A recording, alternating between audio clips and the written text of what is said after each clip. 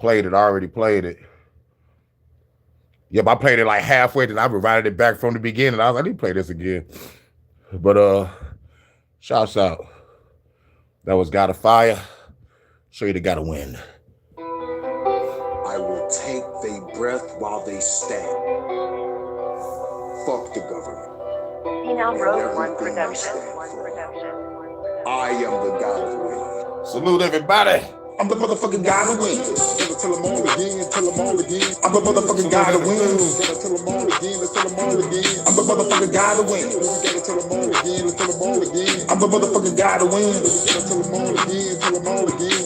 Let me push it to the limit, never give it when I spend it. Gotta cut you up to ribbons, I'm a motherfucking menace. I'm not finished when I hurt you fucking feathers, when I blow up the sentence. And I'ma see you in a minute, any minute. I'm ripping anybody that wanna get it, cause the government tripping. If your body up in a minute, I'm the villain, the villains with the government. This and motherfuckers killing innocent, and they causing division. And not my decision, but causing collision. I love to breathe for a minute. Smoking the weed, I gotta cheat for a minute. Stop a rapper, hitting your bottles, I got the title, put to get the beat, but the spiral around the hurricane. And I'm bringing the wind, the sipping gin, with the get to be spanned. So I'm laying on the bands of the car was in. I had to throw it in the strands of the motherfucker ready to get. They call it revenge, but they elite. Those motherfuckers put it to sea. How they all gotta witness defeat. I'm the beast that devour the beaches. I'm a G, you the motherfucking coward to me. Put your head in the sand. Now I gotta put your head in the van. Take it to the badlands, kiddo can't get the rid of the bands. Those bastards ain't stand the chance. I'm taking back all of the land. Now you motherfucking making the bands. I gotta go against the government, man. I came with the gun in my hand. Put an RPG in front of the van. About to blow with the government, man. Trying to play the game. That's great to change. They use a freaking seed to arrange the brain. Begin to bring the pain. This world will remain the same. Hurricane couldn't change the game.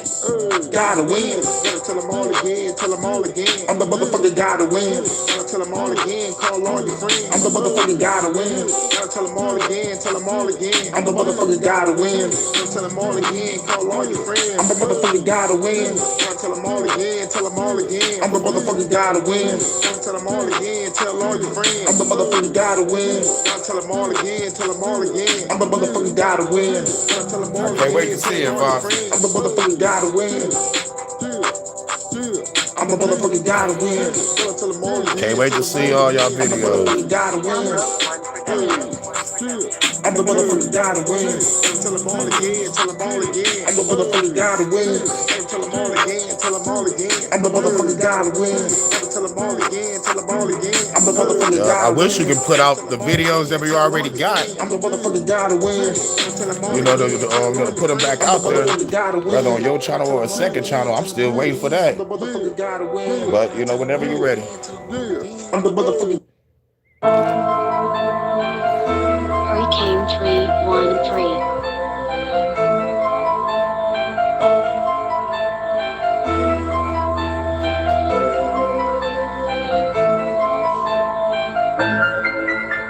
Hurykane 313.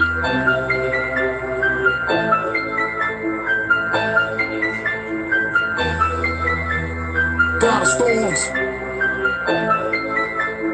Riding out in this bitch. All you haters ain't shit. Dealing with fast lyrics, slow lyrics. These bullets don't miss. But y'all worry about vibes. Upload I worry everything about rhymes. So I gotta go around and tone it down. I think I'm losing my mind. So I'm about to go ahead. I say motherfucker 1,000 times. When I say me with 1,000 eyes, then prophesize that I'm gonna organize a revolution that will ride for life. 5 eyes, no homicide. Every time I be the official, gonna motherfucker die to die. Y'all think I'm mob, but I'm the god of storms. I do this shit all the time. God of storms. Bow down to the. Bow down to the. Bow down to the. Bow down to the god of storms. Bow down to the. Just send me all the videos and I'll throw it on the second Bow channel. down to the. I have a bunch of playlists. Like fuck it, just send it to me. I'll put it out there. Bow down to the. Bow down to the. All praise to the god of storms. Bow down to the. Bow down to the. Hurykane 313. Bow down to the. Bow down to the god of storm, tell the devastate. Tell it go fast and we'll pump the brakes. Going at a pace you would never trace. Here come the impact you would never brace. Better vacate from the place, okay? The bay got back AK, but it's straight today. Revolutionary lyrics that pave the way. From a rebel stuff to best play your face. Leave your day, replicate. They gotta kill the government, they manipulate. I'm pulling up like here to blade. Walking up on that fan, this dog get a slip today. Little revolution is today, but niggas is scared. Grab the gun, I'm getting prepared. All you haters, you better be red. Get prepared to the storm right here. God of storms, bow down to the, bow down to the, bow down to the, bow down to the God of storms, bow down to the, bow down to the, bow down to the, Bow down to the god of storms. Bow down to the. Bow down to the. Bow down to the. All praise to the god of storms. Bow down to the. Bow down to the. Bow down to the. Bow down to the time I be the spark of the frankincense. We ain't giving this, but you know frankincense. Revolutionary of the day commence. So we going all out before the day we spend. They got many drones as I pay for clips. They watching everything on some major shit. They poison water, poison food, chemtrails in the air, they spraying shit. CDC, they making shit. Black Rock Pelletier, they taking shit. Tell us in the people, baby, to the gate a bit. Some the great hurricane, take a state to miss. Trying to rise up and raise the fist. Who bullet with me, let's take a trip. Shooting at the government and make it flip. It's time to fill the world with amazing hits. God of storms, bow down to the, bow down to the, bow down to the, bow down to the God of storms, bow down to the, bow down to the, bow down to the, bow down to the God of storms, bow down to the, bow down to the, bow down to the, all praise to the God of storms, bow down to the, bow down to the, bow down to the. Bow down to the god of storms. Bow down to the. Baby, you are the owner of the channel. You made the video. You did the thing, baby. Put it out there, public, whatever. You know, I just shit. I'm waiting for you to make a second channel so you can put your videos on it. I know, baby, you can do it. I already told you, baby, you can grab whatever music you have. I told you, baby, like, you're the only reason why I'm still on fucking YouTube right now. Because I was about to leave this bitch. Fuck YouTube. On some real shit. You can do whatever you want with my music, baby. You have my permission. I just hope we do something with all this shit and make some fucking money. So we can be able to fucking click up, meet up, and do what we need to do. Instead, I got to motherfucking work a job, find another job, keep hustling, stack up what I need to stack up to get the fuck on up out of here. Then I'll do travel videos. I'll probably be on this channel like once every blue moon. Yes, we got some big titty anime nuns in here. Big titties, small titties, medium titties. It don't matter. They walking around with the collection plate, but ain't nobody collecting shit. They passing out frankincense because we ain't got no frankincense. You already know what it is. Fuck it, I'll play that track again in the groove. Since we in here. Revolution never ride for life. 5 lives and homicide. All you haters ain't shit. God of storms. God of storms. God of storms. God of storms. Snoop Joe. You already know. God of storms. God of storms.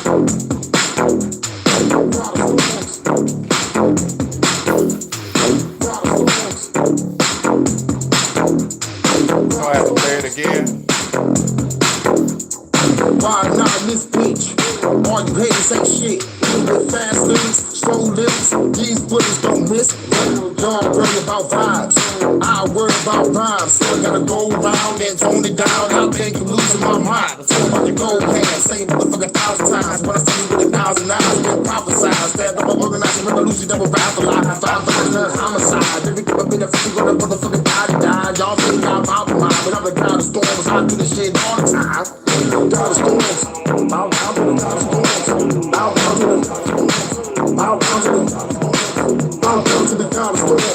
Bow down to the god of storms. Bow down to the god of storms. Bow down to the god of storms. Bow down to the god of storms. Bow down to the god of storms. Bow down to the god of storms. Bow down to the god of storms. Bow down to the god of storms. All the way to the god of storms.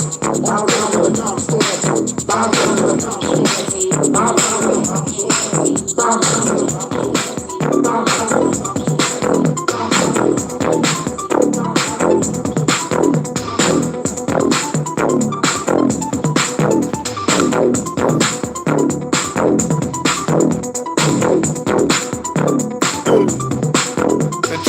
Is open here at the Hurykane Tonight Baptist Church. Bow down to the god of storms, to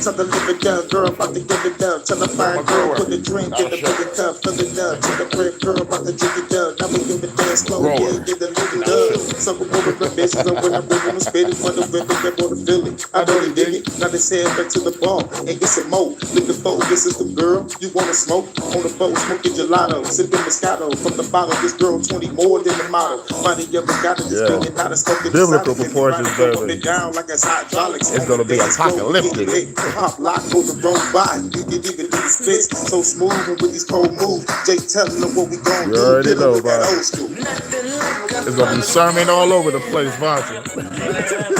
Nothing like a funky feeling. Nothing like a funky feeling. Naughty Vontae. Nothing like a End of the world funky time. feeling. You already know, baby. Throw your hands up in the sky. You forget about the troubles of your 9 to 5. Still throw your hands up in the sky. You know Forget about the troubles of your 9 to 5. Throw your hands up in the sky. Forget about the troubles of your 9 to 5. Throw your hands up in the sky. Forget about the troubles of your 9 to 5. Let that be right. Let that be right.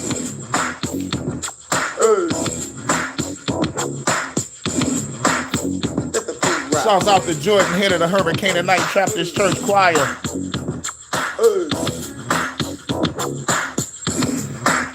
Take him home, Jay. Funky, funky, funky, funky, Hey.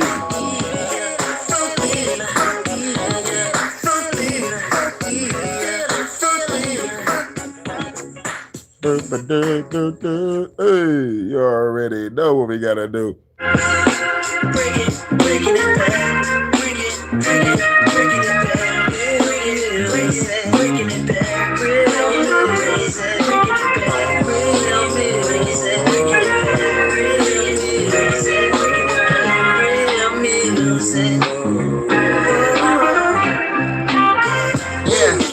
Bringing it back, so cold with the flows when I spit it on tracks. Fight hardcore lyrics, gotta put it on wax. We can't tell lies, we be spitting the facts. Most rappers is trash and they do it for cash. I do it for the love with this lyrical blast. Going fast like Flash when I'm whipping your ass. Let me slow it down quick, this a blast from the past.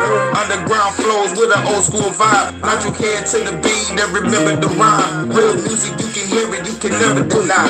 Hurykane and join the knock when we be keeping it live. From Detroit to Savannah, let the whole world see. Midwest, Southern soul, make the people believe. Spitting revolution lyrics so my people be free. Throw your hands in the air if you rollin' with me. Underground sound, it goes down in Motown. 15 your time, smoke a pound, we smoke clowns. Cold sound, everybody know what goes down. Underground sound, yeah, we bringing it back now. Tell them, Jay. Bringing it back. Bringing it back. Hey, back to the underground. Back to the underground. Where it comes from. Back to the underground. Back to where it comes from. Back to the underground. Sunday Hood Song. Hey. Bringing it back. Bringing it back. Bringing it back. Bringing it back. Bringing it back. Bringing it back.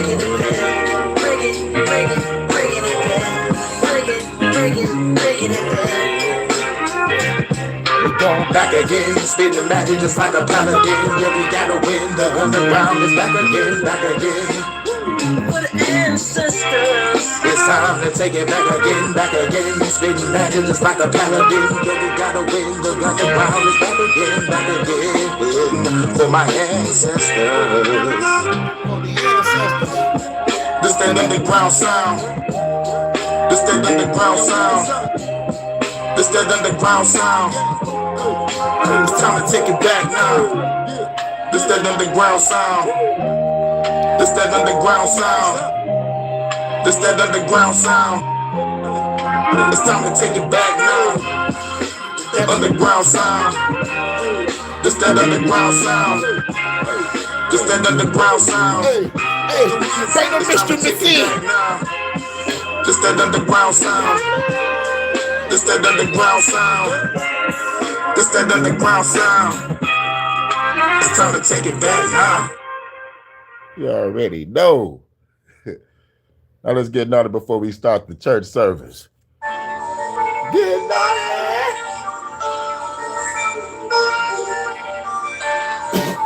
Much love to the First Lady Vonta, the First Lady of my Hurykane and Night Traptist Church. Y'all pay homage to my goddess. And shouts out to the congregation. We got lovely ladies passing out the frankincense because we ain't got no frankincense. Hurykane and Night. Hey. Time to have a party, time to have a party. Baby girl love it if we about to get naughty. Time to have a party, time to have a party. Baby girl love it if she about to get naughty. Get naughty,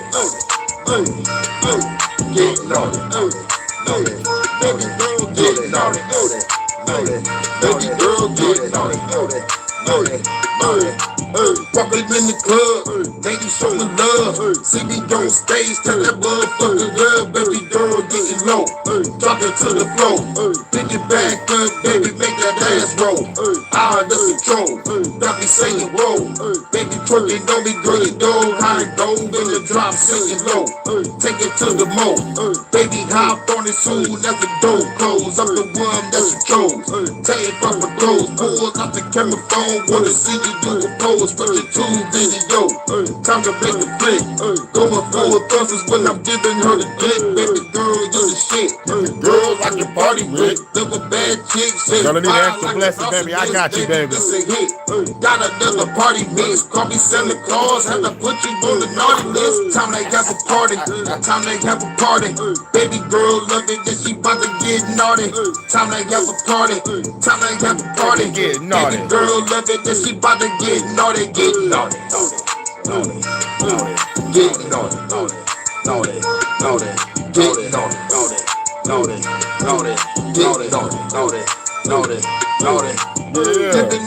We're gonna bless her right here, baby. In the band, so that's her favorite position. Give it to her raw. Hot sermon for you, baby. Fucking all night, we ain't about to go to sleep. Vibing to the beat, while I clap her cheeks. Baby girl skirting and she fucking up the sheets. She the beauty, I'm the beast. Eat her like a feast. Sweet cherry pie, baby, let me get a piece. Detroit after dark, did it in the park. Under the stars on the hood of a car. Oh yeah, she baby. adventurous, we up in the parking lot. Put up to the job, we was fucking on the clock. Yep. They ain't after work, we went to the drive-in. Treated like a swimming pool, I'm about to dive in. This a party over here, got you fucking vibing. What up, though, Chad? Grab a naughty What's girl, good? yeah, I'm about to slide in. Time to have a party, time to have a party. Baby girl love it and she about to get naughty. Time to have a party, time to have a party. Baby girl, Yeah, you gotta watch the playback for the music. Just waking up, that's what's up, that's what's up. Yo, you gotta watch the playback for the music, because we about to start the service. Got 4 quick Time to videos. have a party, time to have a party. Baby girl love it and she about to get naughty. Time to have a party, time to have a Salute party. everybody. Baby girl love it and she about to get naughty. Get naughty, Yeah. naughty, naughty, get naughty, naughty, naughty, naughty, get naughty, naughty, naughty, naughty, get naughty, naughty, naughty, naughty.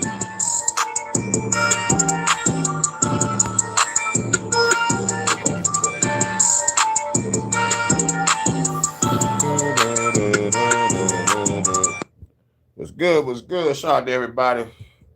Just got through 33 minutes, 53 seconds. I'm gonna say 50, it'll be 34 minutes. You know how church be. Church be playing music for like 30 minutes to an hour before the service start. And when the service start, they start with the announcements. It be some long ass announcements about bullshit. And then they have one person talking before the pastor speak. Mind you, niggas is still standing up.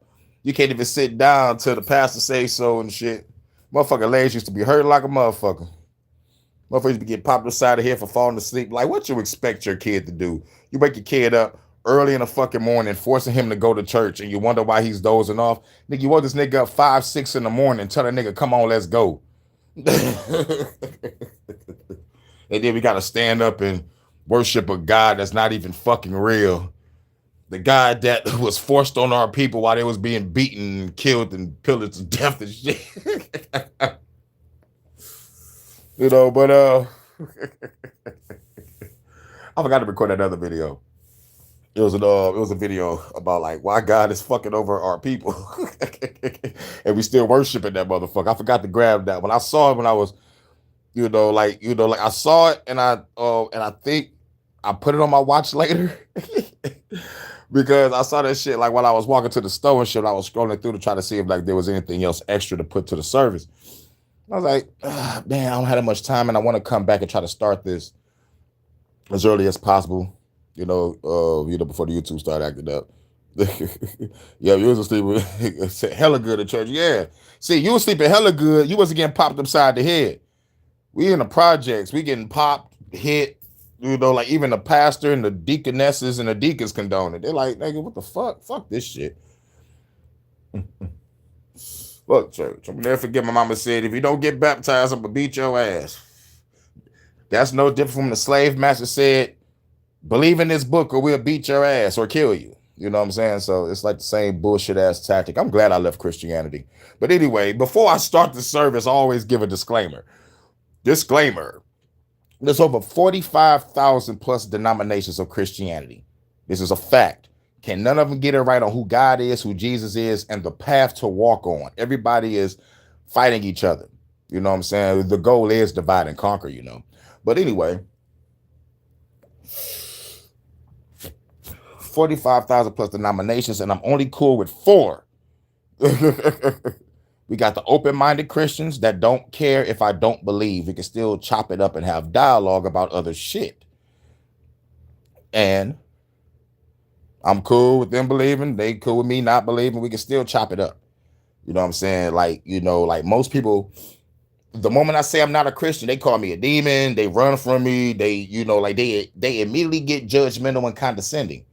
Even after I tell them my fucked up life and trying to believe and give back and just steal nothing. You know what a bitch ass Christian would tell me? Oh, so you gave up on God and all this. It's like, God is not even fucking real. He ain't even answer my fucking prayers. Did you hear me? You know what I'm saying? So I let the motherfuckers speak for their paradigm. And I think I played something on the last service. It was like, there's no debating these Christians at all. Not even on debate platforms, because you're stooping yourself down to playing a fantasy game. Most Christians talk in circles and they want to drain your energy. They want you frustrated, knowing that the shit they're talking about, they don't even fully believe it, because most of you Christians don't even read the fucking Bible yourself anyway. Most Christians said they scared to read the book of Revelation. But yeah, these the same motherfuckers talk about that we living in Revelation. You're fucking retarded. The Bible is full of puzzles, mysteries, riddles, contradictions, metaphors, symbolisms, and parables, mythology, allegories, numerology, and a splash of spirituality. These motherfucking Christians thinking this shit is literal. Okay, so y'all believe in talking snakes, right? Y'all believe in old niggas climbing up mountains to talk to burning bushes and shit, right? Climbing down with some tablets. Mind you, he's climbing down with tablets. How can you do that? You ain't float down. You ain't get on no elevator. You ain't slide down. I'm sliding, bitches. You ain't do none of that shit. So it's like, come on now. And tell me what the fuck happened when Moses dipped. Moses dipped. Everybody was believers. He come back, everybody worshiping the golden calf. What happened within that time frame? How long was the nigga gone? And not to mention, no safety harness, no safety precautions, not factoring oxygen levels, and you climbing a mountain. I don't give a fuck how big or how small the mountain is. People is going to defend this nigga climbing a fucking mountain. Old man, by the way, with the Jesus 33s on. And Jesus wasn't even born yet. Nigga had the Jesus 33 sandals on.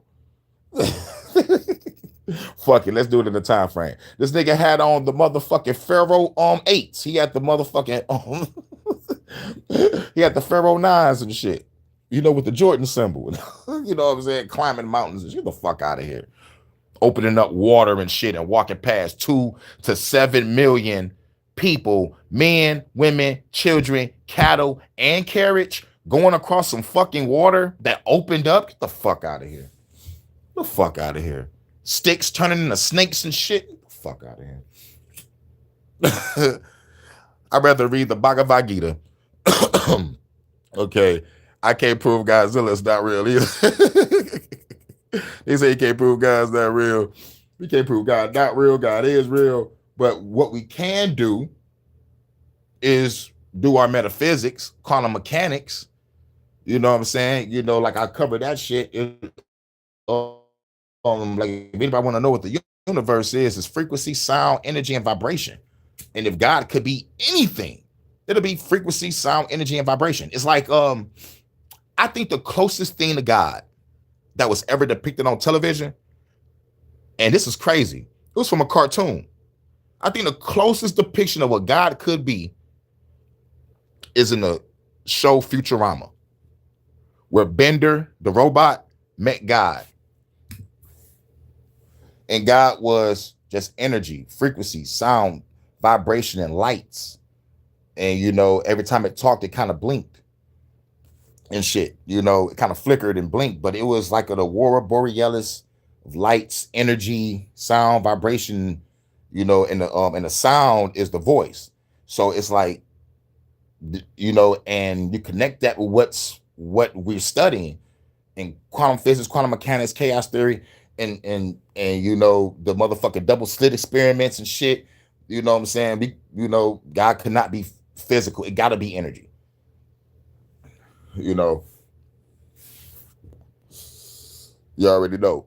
But that's the closest. Everybody want to put him in a physical man form. Like, nah, I think it's energy, sound, vibration, and some people call it the collective unconscious. Some people call it the source. Some people call it the universe. You know. Salute Branches. What up, though? Hope everybody having a cool day, cool afternoon, cool evening, good night. Godzilla! Godzilla. I'll never get that old ass show. And what's crazy is I don't know why Godzilla was so fucking popular. I still don't know. I still don't know. I'm gonna take a wild guess and be like, Godzilla is popular because we secretly deep down want a big ass creature, monster, or being to destroy the evil that's controlling this world. That's what I think. That's what I think. We secretly want something to end all this shit deep down inside. That's what I think. But we already know if we was already over there in Japan, this is their culture. They love the giant kaijus, the giant Gundam robots, you know what I'm saying? The giant dragons and shit. That's them. But the question is, why did we over here in the States, over here in the Western world, fuck with Godzilla? Why do we fuck with Godzilla? You know. But shouts out to everybody. I'm hoping there's Morgan Freeman in a white suit. That's what's up. Like I want God to be the chick from Dogma. If y'all seen the movie Dogma before, check out the movie Dogma. It was Jay and Silent Bob, Chris Rock, Matt Damon, Ben Affleck. I forgot the motherfucker that played the person that was with God. And I forgot the name of the lady that was the movie was wrapped around. But it was fucking awesome. That's my favorite movie. That's when I first saw Ben Affleck and Matt Damon. Those niggas was motherfucking like renegade angels or some shit. And it was fucking shit up. Dogma is a good. Salute, live and learn. Yep.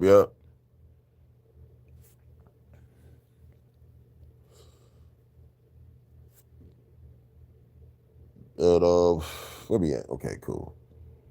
But yeah, I was talking about, I'm cool with the open-minded Christians, and cool with the conspiracy Christians. Y'all fuck with what I fuck with when it comes to getting information and putting out info against our enemies.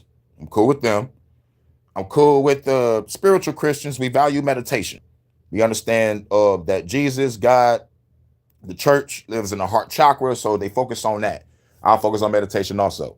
But once the spiritual Christian finally realize, holy shit, I'm God, they're gonna find out the hard way through their meditation. But the last but not least, Gnostic Christians, I'm cool with the Gnostics because they believe if God is real, he's a genocidal, homicidal fucking maniac that trapped us on a planet that's a prison, and our body is a prison, and the only way out is through gnosis, knowledge of self. So I'm cool with those four types of Christians out of 45,000 plus denominations. So let's get to it.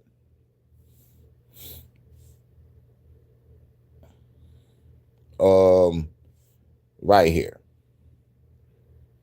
Final episode of The Boys.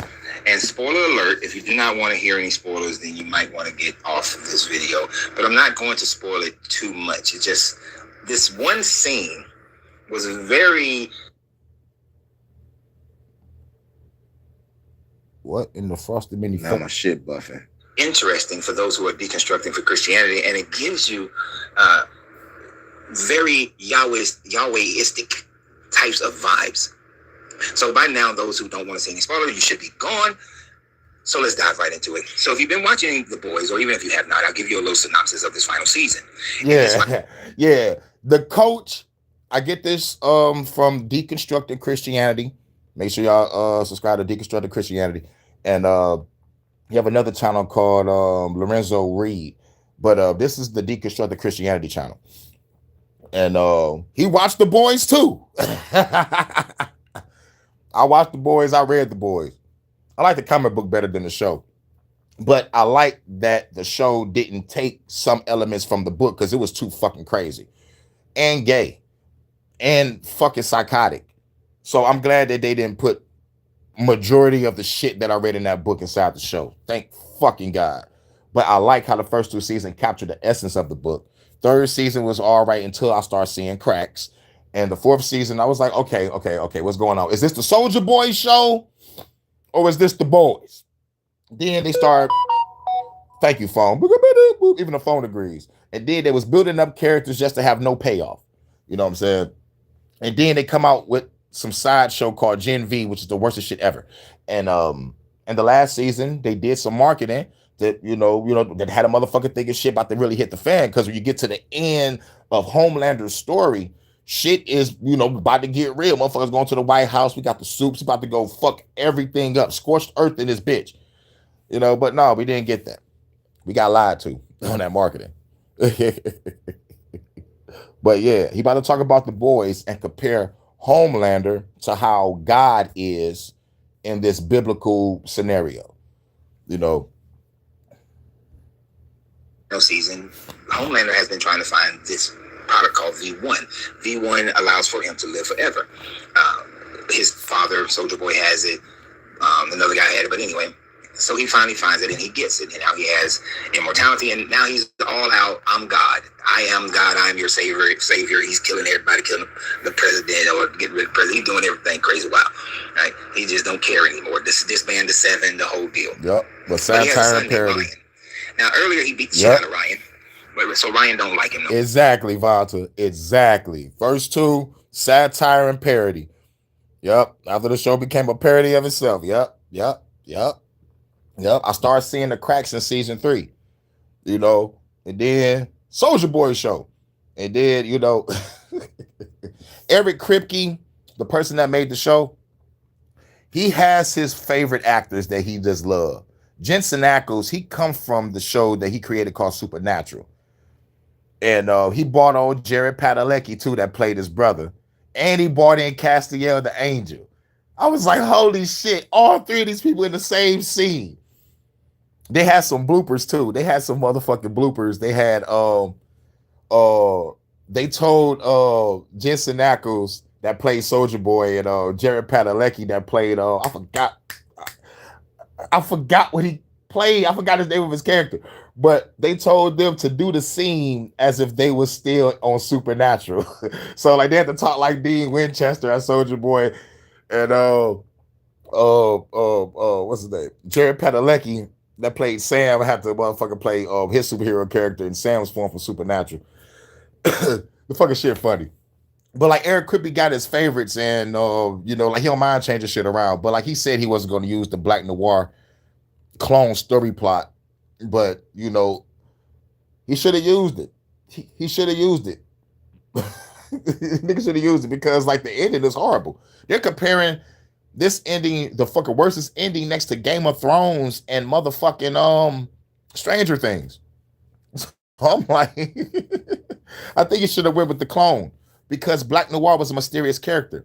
He was a mysterious character that didn't talk for a reason because he was a failsafe to kill Homelander if Homelander was to screw up. And it shows the plot of what Black Noir was doing the whole time. Black Noir was really fucking shit up. Homelander was so fucking crazy psychotic. He was thinking he was doing some of these things. Don't get me wrong. Homelander was still doing fucked up shit. But the craziest, wildest shit that was going on that Homelander was blamed for, it was really Black Noir. So I'm like, like when the reveal happens, like in the White House, because like Butcher coming to kill a motherfucker, Butcher coming to kill Homelander. Black Noir comes in, be like, nigga, take off the mask, it's a Homelander clone. And and he tells everything. So, like even an incident with Butcher's wife, because like Butcher thinks that Homelander raped his wife and he had to motherfucking kill the baby that burst out of her stomach. Coming to find out, it was Black Noir that did that shit. So everybody in this bitch scrapping. But Butcher kills the wounded Noir, and the wounded Homelander with the crowbar. Pop the nigga head open.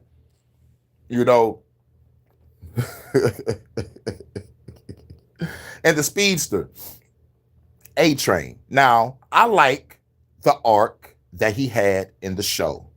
He had a redemption arc. I like that. But in the book, that nigga deserved no redemption. Huey, he kicked that nigga head off on a rooftop. I was like, hell yeah. Because he ain't give a fuck. He was boasting about how he burst through the nigga girlfriend and a bitch turned to juice. Nigga was boasting about the shit. You know what I'm saying? Nigga, man, that was the best revenge ever. Huey needed that. I wanted Huey to kill motherfucking A-Train.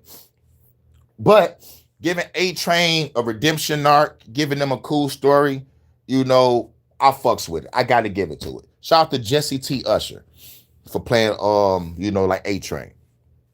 You know what I'm saying? I got to give him that. I got to give him that because he could have turned that bitch into juice when he was running from Homelander. But he was like, nope, I don't want to make that same mistake again. And even if it costs me my motherfucking life, so fucking be it. I'm not going out a killer. I'm going out a nigga that saved some motherfuckers. I'm a fucking hero. You know what I'm saying? Like you're supposed to be. Because that's what the 7 was supposed to be. Fucking heroes. But these heroes are sadistic, fucking crazy people. And this is why Batman have a contingency plan for the whole goddamn Justice League. Just in case they pull this bullshit that the boys doing. But I hope everybody hear me in the chat. I hope my chat not frozen. Put something in the chat. Let me know if y'all there. But let's get back to he about to compare Homelander to God. And Ryan is like, I don't want to be like you. But now that Homelander is about to tell America that he is their God, he is their savior, and he's the first coming, he wants his son Ryan with him. All right, his father, cool, we good. Doesn't want to be part of this whole God thing, right? So since Soldier Boy doesn't want to be part of it, he now wants Ryan, and he tells Ryan, you're the son of God. And he tells Ryan, this is where it gets good for the constructionists. He tells Ryan that I am you and you are me, and that you are the son of God. Now, what's interesting is Ryan's response. And I don't know it verbatim, but it was Ryan's response. Ryan basically told him that before he even got the V1, he was already the most powerful being on the planet. But he was alone. He was lonely. He was desired people's love, and he forced that love. But it was all forced out of fear. And Ryan says, now that you have immortality, now you still are just worse. Now you're worse. Now you will be even lonelier. Now you will have to force people to love you purely out of fear. And if you've been watching this series in this last season, rather, it is through fear that people are allowing Homelander to say that he is the next coming or he is God. Yeah. And it's through fear that motherfuckers worshiping God so that they don't go to hell. But damn, why did I stop it? I wanted him to say it. My bad, y'all. He actually has these psychics who he finds out that if a person doesn't truly believe, then he kills them. He just straight kills them. He's so insecure that all he wants to do is kill people who don't believe in him. Does that sound familiar? Yep. He's so insecure that he utilizes fear in order to get people to follow him, to believe in him, to love. If you don't believe in me, you're going to hell. I saved y'all people from Egypt. I opened up the water. I was a pillar of fire and a cloud by day. Y'all better worship me. I'm about to give y'all a promised land. Y'all ready for that? Yeah. Okay, y'all just wait in that wilderness for 40 years. I'll hook something up. What? Yeah, I said wait here for 40 years in the wilderness wandering around, even though y'all can build some shit on your own, and I'll get back at y'all. A few moments later, we're hungry, God. Ain't no food out here in the wilderness. God, oh, these motherfuckers complaining. What up, though, y'all? I'm about to make it rain manna from heaven. Y'all pick it up and y'all eat it, okay? It's a manna. What the fuck is a manna? I don't even know what the fuck it is, but I'm sending it to y'all. And y'all better gather all y'all can, because if y'all gather anything on the Sabbath, y'all will be put to death. Understand? Yes, my Lord. Yep, one nigga grabbed some manna on the Sabbath and got killed. A nigga died for getting food. Some guy this is. Anyway, let me go. Yeah. It's a beautiful scene when he's with this character called the Deep. And he tells the Deep that he has never respected him, never liked him. The fact that the Deep is just the biggest sycophant in creation. And that he would kill him. But the only reason he doesn't kill him is because he'd rather allow the Deep to suffer for his entire life. And that reminds me of like hell, you know? Yeah. This God of the Bible wants you to suffer for your entire life because you don't truly believe him. You're just a sycophant. And the only way that this guy will allow you to reign in his kingdom, because and Homelander in his speech says that for those who don't believe in him, he's going to kill you all. Everybody's going to die. He's going to scorch earth, and he will be the God of the ashes. The God of the ashes. This is the God of the Bible. The God of the Bible selected a group of people, and then after selecting that group of people, anytime that they did not show reverence towards him, he punished them. Yep. He punished them to the point where he killed people. He killed the men from Horeb. He killed the Egyptians. He killed killed Onan. He sent the Amalekites in to kill Israelites. He would devastate his own people in order for them to be in fear of him. If the devastation didn't work, then he would send them into slavery. Yep. He claimed to have sent them into the slavery of Egypt, even though we know that never happened. But according to the Bible, they went into the slavery of Egypt. According to the Bible and history, they were conquered by the Egyptians, conquered by the Assyrians, conquered by the Babylonians, conquered by the Persians, conquered by the Greeks, conquered by the Romans, conquered by the Arabs, conquered by the Europeans, conquered by the Arabs again, flip-flopping between Arabs and Europeans, and now is being ruled by European Jews. And Zionists. The most wealthy Palestinians are the ones still being conquered. And that's the timeline of history. It is through fear. Subjugation. Even in the Bible it says, therefore thou shalt serve thine enemy, which I will send against you. That's in Deuteronomy. You know, and like these Christians don't even read that book. You know, it also says slaves obey your earthly masters. That's in the book. You see why there's no revolution? Because one is fear. And it ain't just fear of the government, it's fear of the Lord.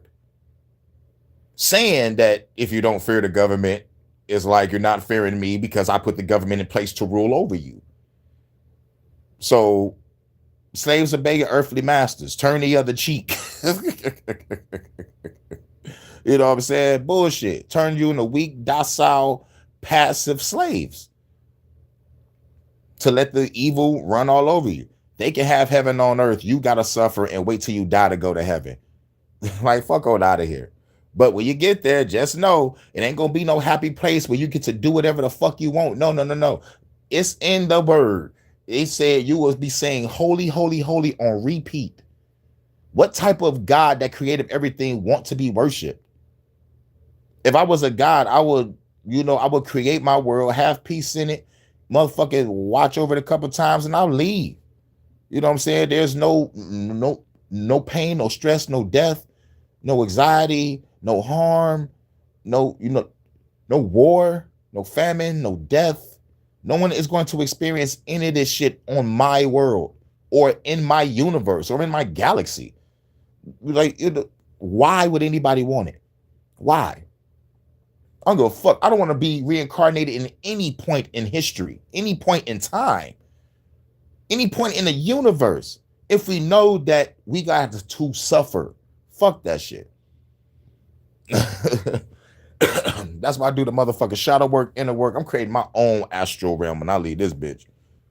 Like when I meet the great departure, when I take the final leap, or when I finally meet the Reaper and she walked through the door, saying, hi, how you doing? Are you ready to go? And I'm gonna look around and be like, all right, so we gonna float out the window or we gonna walk out through the motherfucking front door? We can walk out through the front door. We don't gotta be dramatic. Okay, cool. So we walking out together, but my motherfucking body's still in the bed. But we walking out together on some soul shit. Don't fear the Reaper. In God we trusted, the government we trust. It's on the money. Hell yeah. Yep. Gold, oil, dollar. Guns, oil, and drugs. Or like there's another one. I know it's gold, oil, dollar, guns, oil, drugs, and it's another one. I think it's like two more.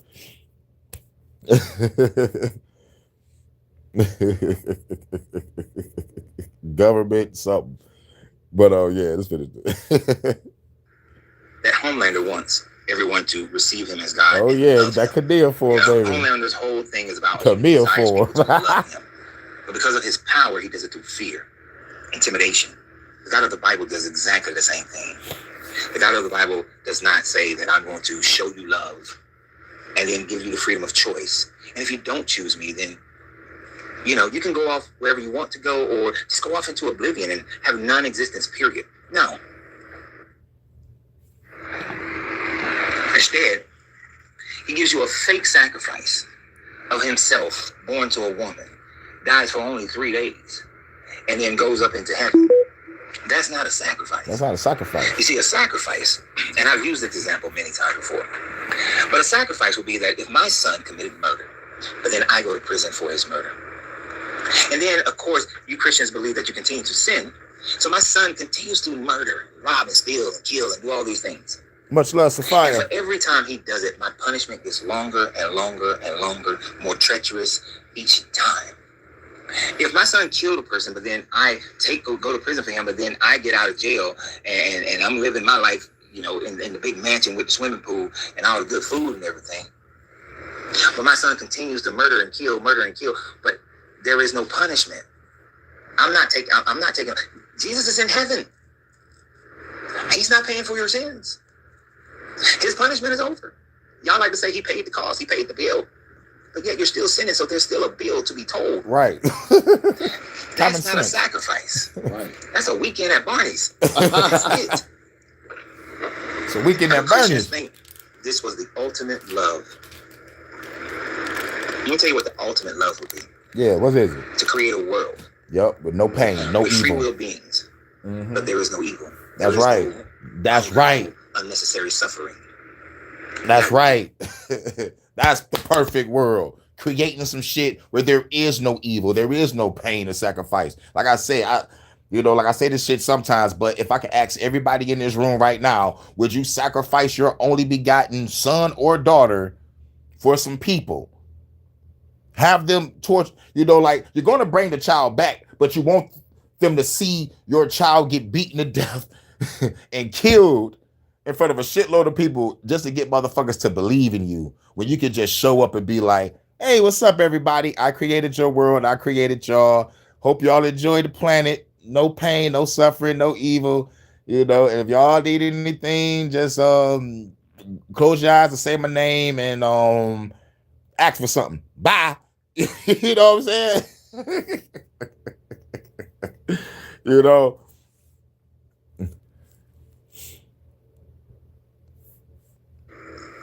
Yeah, so I'm going to say, well, that's what he did with the angels, and they still rebelled. There's actually nothing in the Bible that says that the angels rebelled. It's a story. Yep, nothing in the Bible that said angels rebelled. It's a story from other places. Yeah. That is picked up from the book of Enoch, which was picked up from Mesopotamian stories about Marduk and his war with Enlil, or other gods. And had gods fighting is a common theme. The Greek gods fought, Zeus fought the Titans. It's a common theme. So, no, there is no devil. There's just you and this God. And this God doesn't exist. But the majority of the world is convinced that there is some God who exists that is using fear in order to get you to love him. And if you don't love him, then he's going to send you into some type of eternal punishment. Yeah, some type of eternal punishment. And if I was a God, I would not create a place. I wouldn't even have a thought of creating a place to torture people for eternity. That's called being a fucking sadist. Mind you, I have to monitor the place that tortures people, or put somebody in place to monitor the area of a place of eternal fucking fire and torment for people that don't want to believe in me. Like, it's like, come on, man. That's some sadistic sadist shit. I'm about to create a place if you don't believe in me. You're gonna burn forever. Like, man, God ain't shit. He even burned his own angels up. He's Homelander, the God of the Bible. It's nothing more than Homelander, an insecure, megalomaniacal maniac who is a narcissistic, arrogant asshole of a being. And I'm not going to tell you how this I'm not going to lie about you. In the boys. That's too much. Q powers is awesome. But I thought that it was a great thing. It was impressive. It was the first thing that I noticed. But what do you guys think? And I always remember, you have to free yourself to be yourself, because your greatness is non-negotiable. Good journey, good vibrations. Oh yes, I definitely have fun with Q powers. I ain't gonna hold you up. But like Q was Q a motherfucker. Q got some motherfuckers killed in that first episode, like on his first appearance. Some motherfuckers died.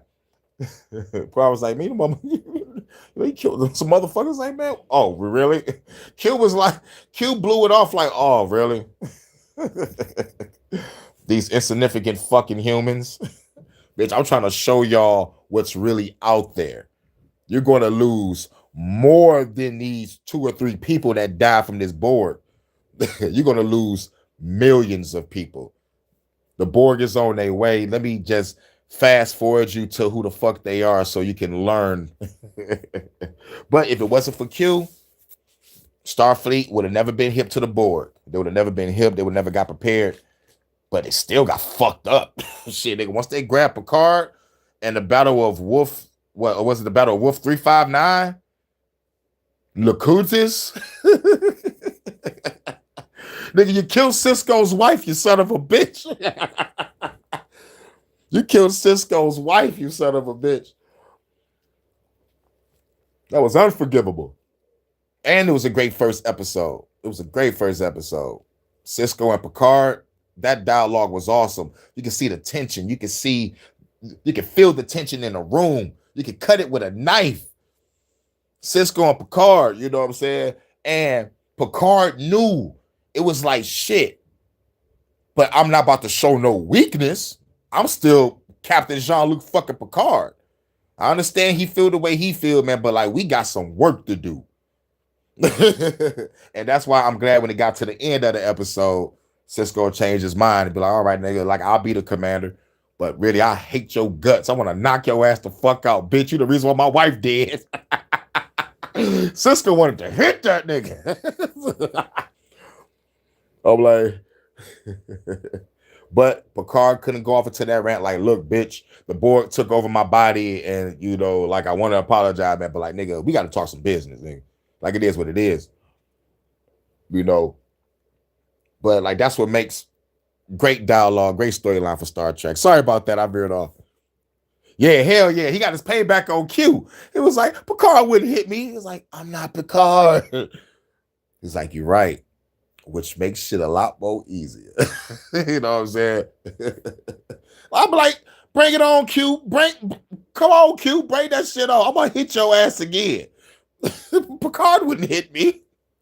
I'm not Picard. I got a punching bag and a holodeck suite. Nigga, like, I wanted to whoop Eddington ass. You betrayed your uniform. And you're betraying yours right now. The problem is, you can't seem to realize it. Your obsession with me. Major, shut this dude off. Worf, launch 2 more torpedoes. Wait. If you call off the attack, I handle all my biological weapons. Not enough.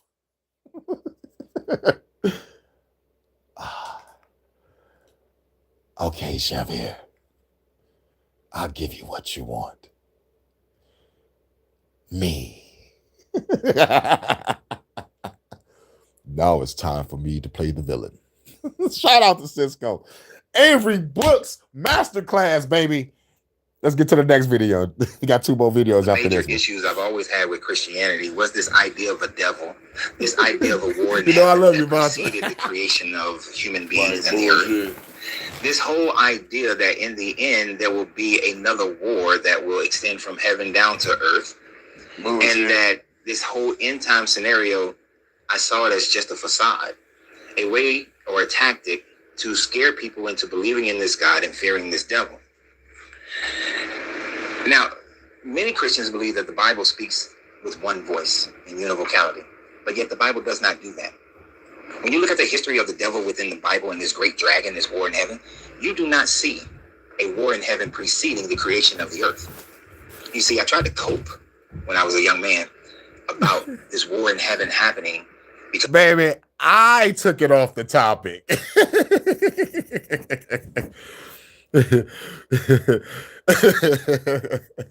No, you're right. You took it off the topic. You said Q. But me and you both love Star Trek, and we can talk about Star Trek all goddamn day. I'll turn this to a Sunday Star Trek service. They better be lucky. They better be lucky.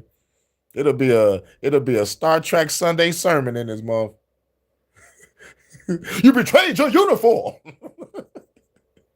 I created it, and it's real.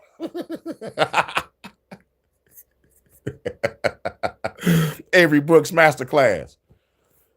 the earth was in chaos, it was void, when it talks about in the beginning when God, well, or as it should say, when God began to create in Genesis chapter 1. And that maybe this war happened, and these were the results of the war, and now God was starting a new creation. I coped by doing that. When I discovered the book of Enoch, it made me feel like that coping mechanism was correct, because where you get a war in heaven actually comes from the first book of Enoch. You know it, baby. Or in any other parts of the Bible, you do not find a war in heaven before the book of Revelations. But then when I realized that the book of Enoch wasn't written by Enoch, and it wasn't written until around the 2nd to 1st century BCE, Yep. then it gave me pause, because this, as people will say with other writings that are supposed to, that people think should be in the gospel, like the Shepherd of Hermas, the 1st and 2nd Clement, the Gospel of Thomas, when they say that it is written too late, Yep. the book of Enoch is written too late to be considered authoritative. Mm-hmm. Plus, it has contradictions to the stories in Genesis. For instance, it says that the giant Og was tied to the mast of Noah's Ark. But in the Genesis story, Og was not tied to the mast of Noah's Ark. And so giants should not exist after Noah's Ark. So people make up stuff. Oh, the daughters had the giant gene or something like that. Or But the daughters had the giant gene in them. Things like that. But when we look at this whole idea of the devil and this story in Revelation that many people try to proclaim is how the devil has a third of the angels, well, there's some problems with that idea. First of all, Right. the book of Revelations in chapter 12, verse 4 through 17, is this war with the dragon. Yeah. Chapter 12. Most Christians don't even get to chapter fucking 10. Yeah. I read it. The first 10 fucking chapters of Revelation, God is sending an angel to talk to a motherfucker named John to write a motherfucking book. Whatever the angel tells this motherfucker to write, he's writing it down. During this time frame, angels are opening up seals and pouring out vials and shit, and the whole world is being destroyed. Not by no fucking demon, not by no fucking dragon, by God himself opening up seals and shit. It gets to chapter 11 where Jesus finally pops up looking like a slain lamb. It says it in the Revelation. A slain lamb with 8 eyes and a sword coming out of his mouth. On some giant Godzilla kaiju shit, surrounded by angels with eyes all over their body and wings. What the fuck is I'm reading? And in the words of the daddy from the Nutty Professor, this is some scary shit. And why do angels look scarier than demons? I've seen the books. I've seen the pictures. Most of these angels look like fucking demons. There's angels up there with 4 heads. 6 wings, 12 wings and shit. Eyeballs and shit. You read Ezekiel, motherfucking angels coming down in the wheel within the wheel within the wheel. I'm like, bitch, don't y'all got wings? Can y'all fly? Y'all coming down in contraptions and shit? That's a UFO. Not saying angels are aliens, but I'm saying angels might be aliens. It doesn't speak of a time before the creation of humanity on this planet. It speaks of a time at the end time, after Jesus supposedly is returning. Slow, live and learn. You know, some the letters go out to the churches and the seals are broken. This is something that is to come. Thank you. Not something that has happened. Right. And it starts out in 4 by saying that, and his tail swept down a third of the stars of heaven and threw them to the earth. Then the dragon stood before the woman who was about to deliver a child, so that he may devour her child as soon as it was born. So in the Greek word used there, to sweep, means that it drugged them down. Now some people say that this is referencing his influence. You already know, these angels, and the stars represents angels.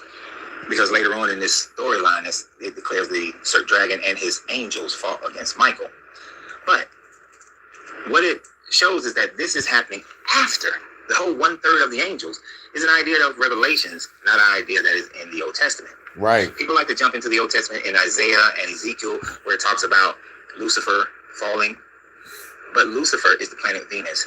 And those two, Isaiah and Ezekiel, are Isaiah's specifically talking about the king of Tyre. Ezekiel is specifically talking about the king of Babylon. Yep. He says so. They said so. And then they use poetic language to describe the king of Tyre and the king of king of Babylon. Poetic licensing is being taken there. Some will go into talking about, it called them perfect and a cherubim and so on and so forth. Again, it is poetic wording because kings in that time frame and in our recent time frame of, a couple of 100 years ago, were thought to have been divine from God, that they had the spark of God within them. In the same way that they believe that the Pope is the vicar of Christ, the living embodiment of Jesus. Right. They think the Pope is so holier than now, but the Pope is out here raping and fucking over kids. Yeah, I said it. I don't give a fuck. Your popes, your cardinals, and your pedophile leaders are all in the world. They're all fucking with kids. And they're creating digital ID and age verification to throw on you like as a projection. You know what I'm saying? Oh shit, they cracking down on us. So like, let's crack down on them.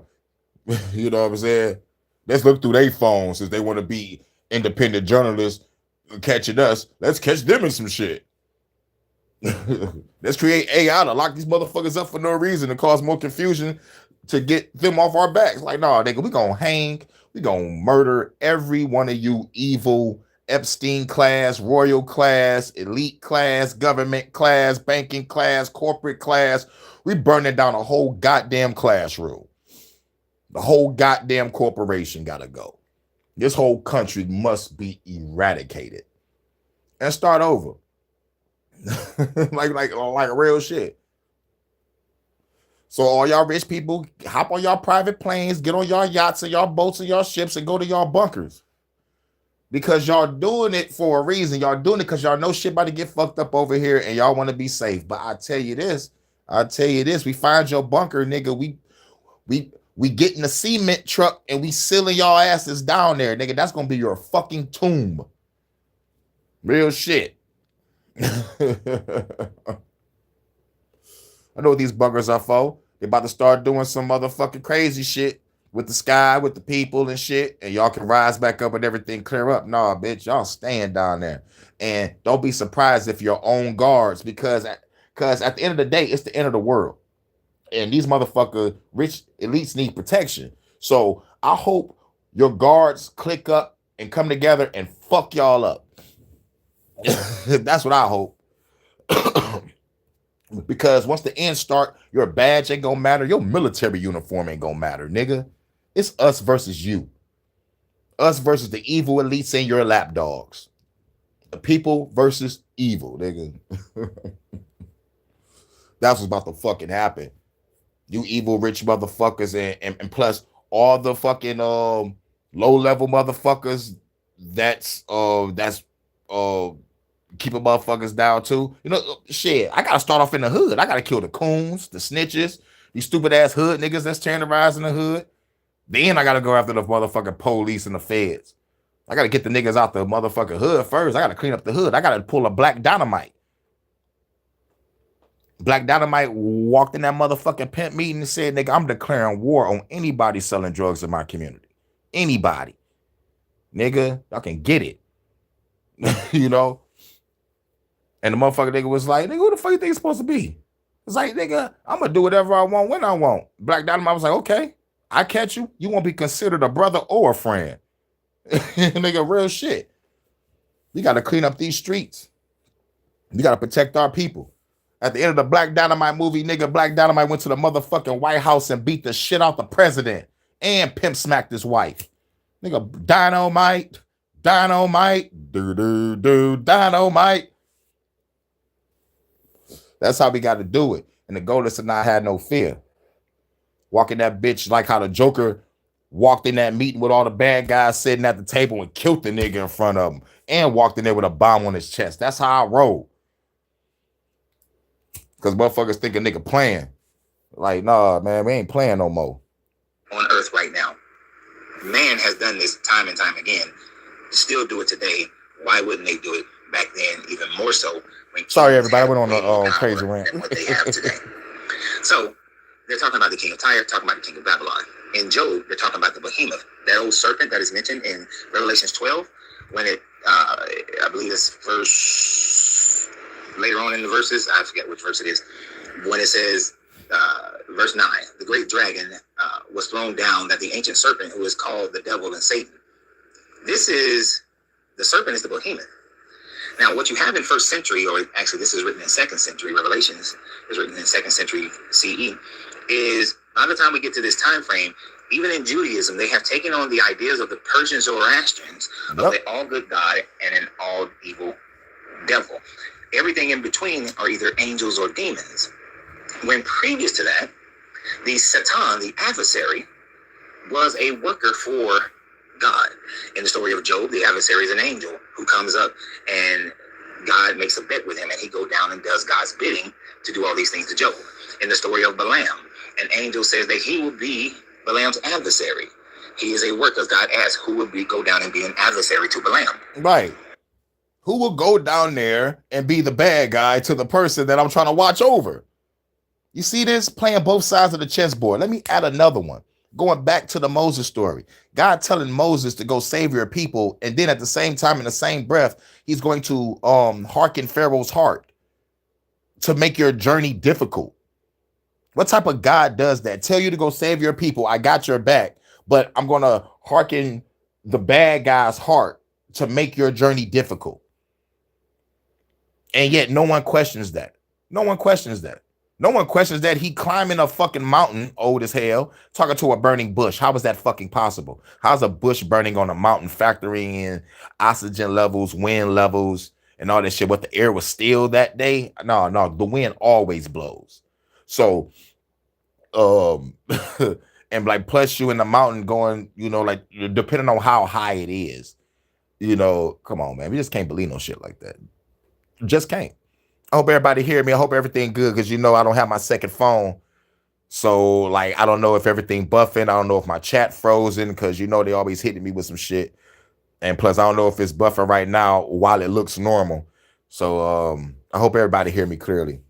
I got like 4 more days until my second phone be back to fucking normal. I don't know what the fuck going on.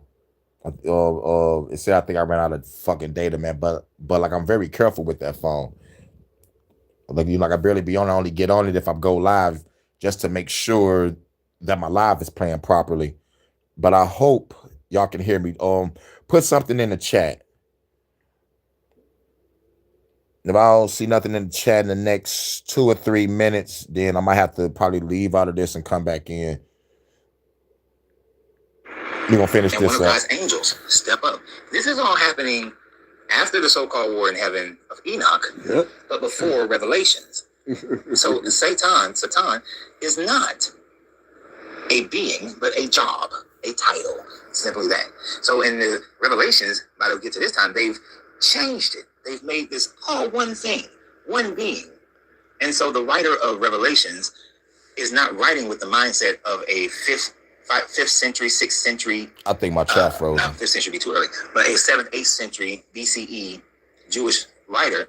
He's writing with a 2nd century CE mentality, which has changed drastically. So in this story, we also know that it is after an end time, because this child from this woman is supposed to be taken up to heaven. The mother is whisked off into the wilderness, and then she sprouts some wings, because once Michael defeats the great dragon and his angels, they're thrown down to earth, and so they want to wage war on this woman, but they go and try to flood the woman, but then the earth opens up its mouth and devours the flood. Yeah, bullshit. So that the woman is not killed by the flood, and so that she can continue to nourish. And so then this great dragon decides it's going to go and make war with all the other children of the earth, who have not only, and this is what lets you know that it is something in the future and not something in the past. Verse 17 of 12 says, then the dragon was angry with the woman and went off to wage war on the rest of her children, those who kept the commandments of God and hold the testimony of Jesus. There was no testimony of Jesus prior to humanity coming on the planet. This story is not relevant to the Enochian story of the war in heaven. Using common sense, critical thinking, comprehension. This is something that has to happen later, after there are people who can hold the testimony of Jesus. So therefore, I think my chat frozen, y'all. Same. I don't see nothing else that people have used time and time again. I'm gonna have to leave out and come back in and make you think that you need to stay in fear of this God, so that you do not fall to the deception of this so-called dragon, devil, serpent that they merged into one being. Realizing that helped me to realize that the devil is just as made up as the God of the Bible. It also helped me to realize that hell, or the lake of fire, is just as made up as heaven and the God of the Bible. And therefore, I deconstructed. What do you guys think? And always remember, you have to free yourself to be yourself, because your greatness is non-negotiable. Good journey, good vibration. Good journey and vibrations. Hold on 1 second. I think my chat frozen.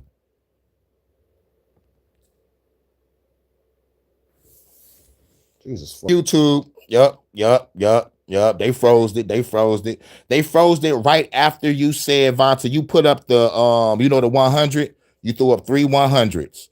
And then ICD pulls up then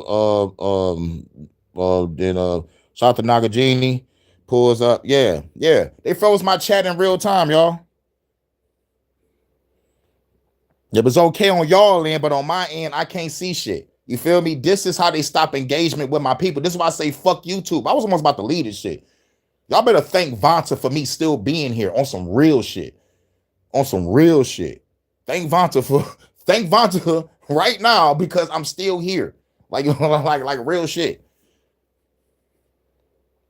Like real fucking shit. They froze my fucking chat right after Vonta put the you like the 100, you put like 3 100s, Vonta. Yup. Shouts out to Nagajini.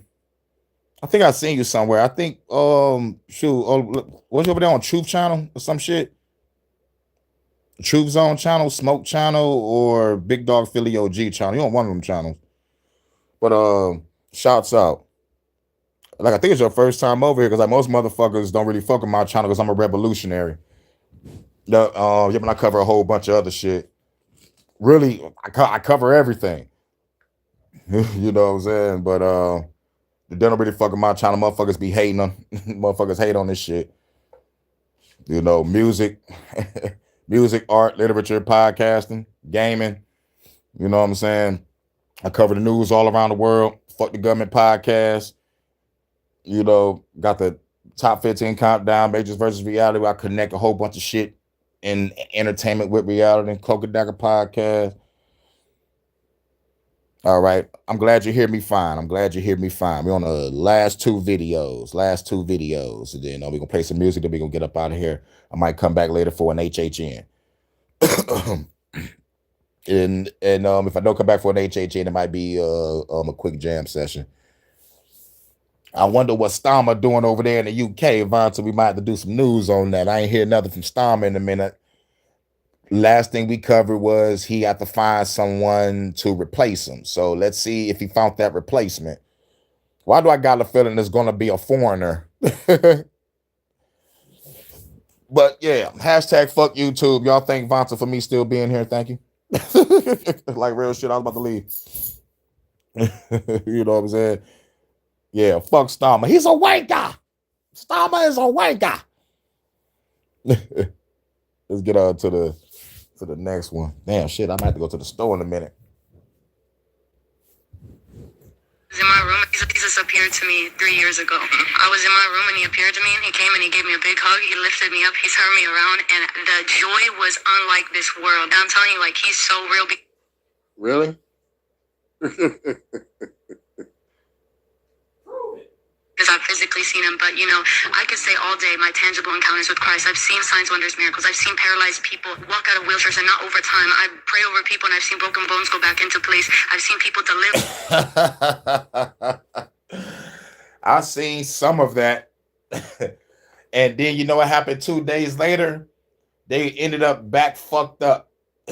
You know that fake ass faith healing shit? How motherfuckers act like they was all sick and shit and they start walking when they get touched by those faith healers, but they never do the follow-up if they still healed.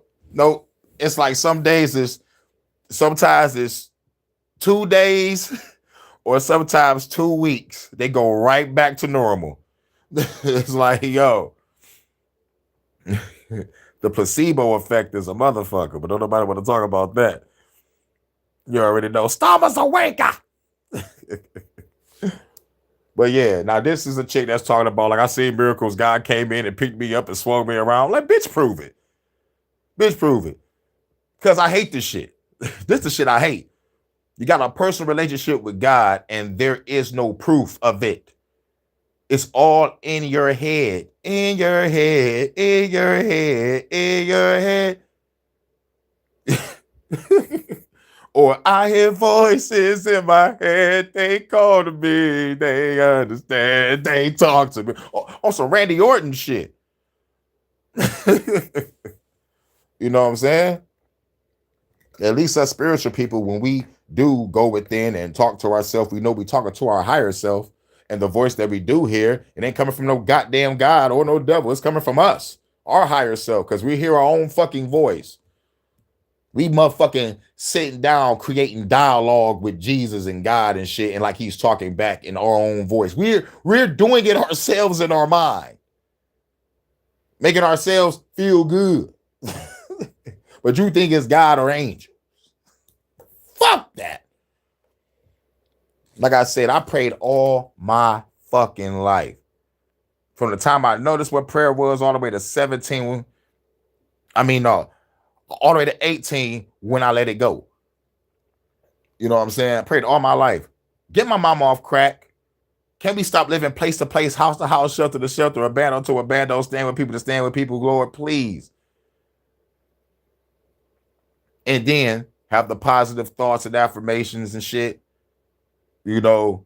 And they said 2 or 3 come together in his name, shit gets done. A lot of people prayed over my mom. A lot of people gave her free handouts too, and she squandered it, smoked it, drank it up, fucked us over. And here's the crazy shit about it.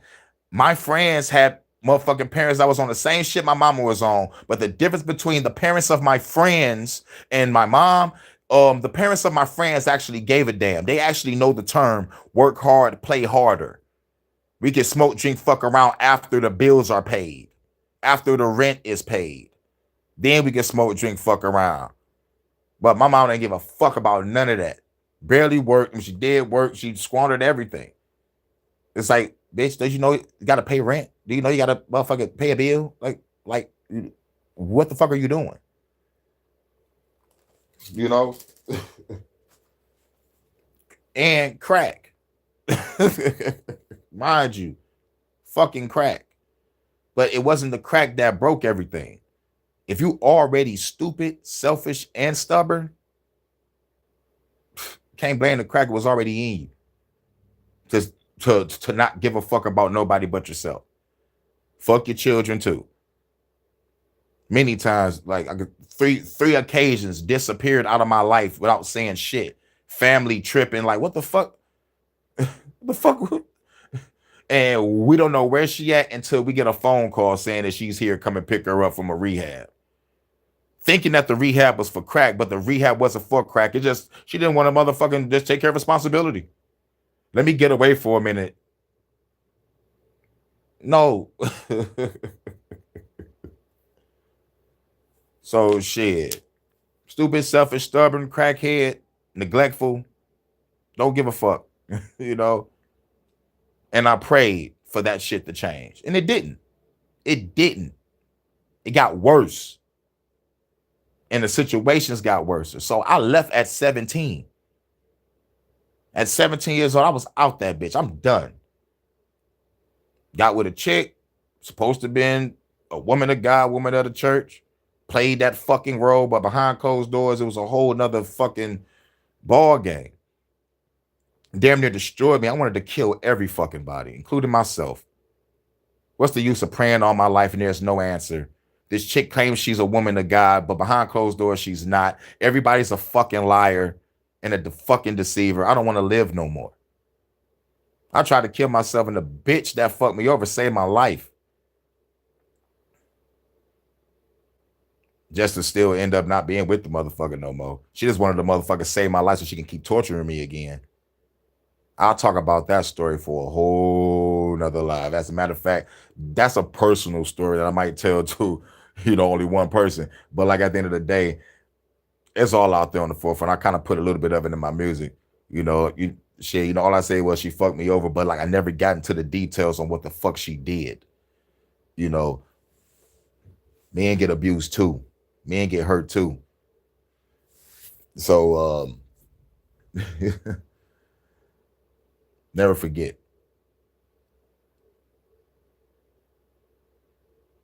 Never forget what I've been through. Shit. Of demons, like the very things in the Bible I've seen come to life, and my life has been tangible evidence of the living God, of the living resurrection. And my life is the motherfucker never existed. She going with some shit that's in her fucking mind. I'm going with some shit that's real. I prayed, I got no fucking answers. Situations and shit got worser.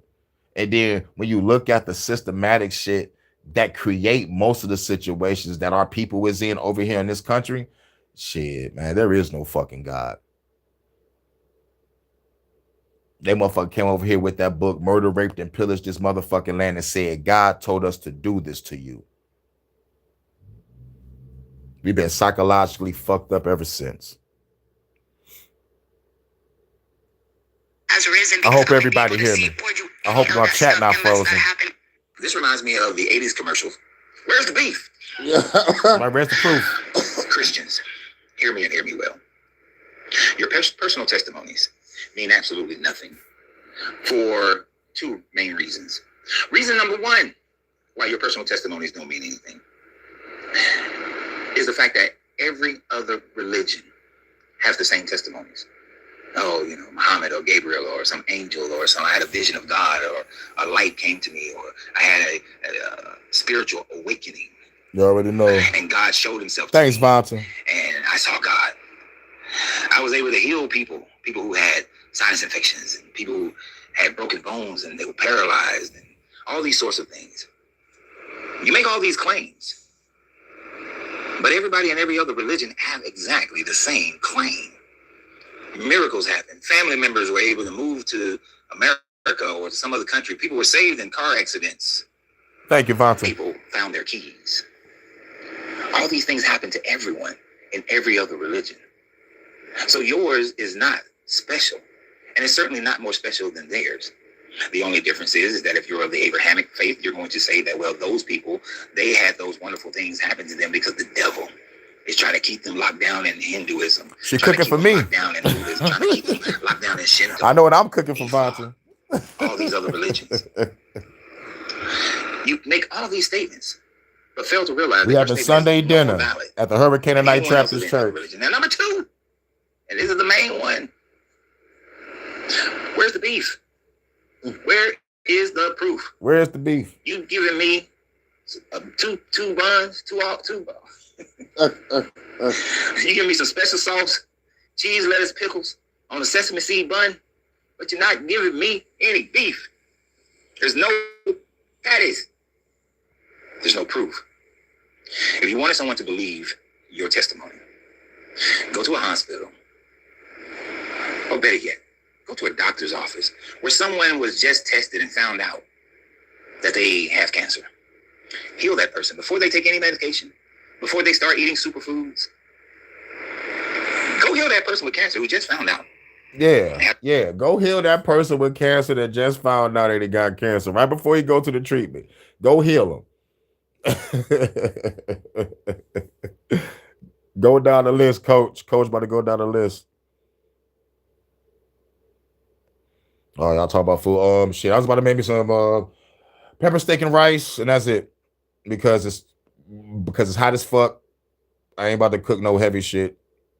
Because I gotta do a whole bunch of frying. It's already hot. I don't want to be in a hot ass kitchen. Hotter than hot is outside. These next I think like this next week is gonna be in the 80s and shit. 70s and 80s. It might be in the 70s over there. It might be in the 70s over there in the UK. Vonta, how it is over there. It's in the 70s yet. Is it between 9 and 26 degrees Celsius? Is it 11 degrees Celsius, Vonta, over there? How is it? 77, 76, 77 over there? How it is over there in the UK? I think it just reached like 60 something over here. But the temperature is rising throughout the day. So I think it's going up to like 70 something. I need to look at my mail again. But this weather dominator shit is pretty fucking crazy because that day when it was like 90 something degrees, like it was like, like 84 going into 90. And then the fucking following day when I had to work, the shit dropped down to 52. That's too quick of a temperature shift for a motherfucker not to say the weather is not being manipulated. Temperature don't drop down that fast, especially in the month of fucking May. Motherfuckers can kiss my ass on that. For real. There is a weather dominator. There is a weather manipulator, whatever the fuck y'all want to call it. HAARP. These motherfuckers are fucking doing this shit. This is weather modification, weather manipulation. They have been doing this shit since motherfucking the fucking 40s. or was it the Vietnam War? I think that was the 60s. But like either way it go, we got the tech, we got the technology. It's weather warfare.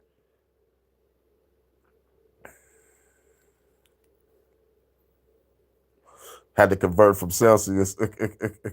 You already know.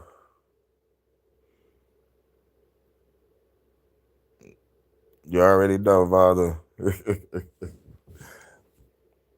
It's 80 degrees Fahrenheit.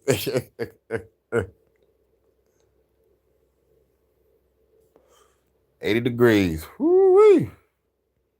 It was 96 degrees in the shade. Haven't done anything about it yet. Go to a sporting event. See someone break an ankle, break a leg. Run on the field court. You're right, Vonta. I know.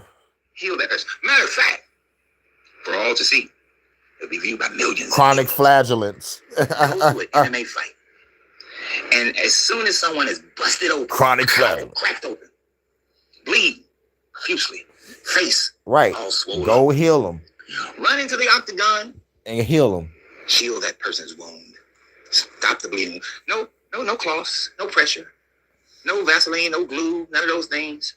No stitches, no medication. You already know, Walter. Run in that ring, in the octagon.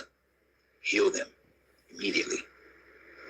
You see, you want people to have faith and believe in your testimony, but you do not provide any demonstration of the actual act. Right. You want people to believe your testimony, but you got to have proof. Like I said, my power stopped my apartment from being caught on fire. The whole building was in flames. My crib, only one standing. Where's your proof? I'm on the news. And I still got to put it up in my community post. You might have to type in Detroit West Side Fire. Detroit apartment fire on the west side of Detroit. And it's going to go down the list. You're going to see a nigga with a hoodie and a black flag around his neck. You'll see the words Jesse Washington. Just getting off of work with my work motherfucking jacket on and everything. That's my proof that my power work using my visualization, affirmation, manifestation, mantras, mudras, my own sigils, my own altar work. That was all me. So I could be like, here's my proof. Where's yours? I love that. That's my powerful testimony with proof. With proof. Channel 4. You know what I'm saying? With proof that my power worked. Everything was in line. I feel good about that. You know what I'm saying? I'm heated that I lost the crib, but I feel good that my power protected my shit. You feel me? I was able to go get my stash and be able to motherfucking slide my homeboy some bread to motherfucking crash for a minute. Chill my homeboy for 3 months. Got my crib, back at it. You know, thank God, thank God, the storms, the God of fire, the God of wind. You already know. Can't nothing burn if I'm the God of fire. And the wind just kept the shit cool.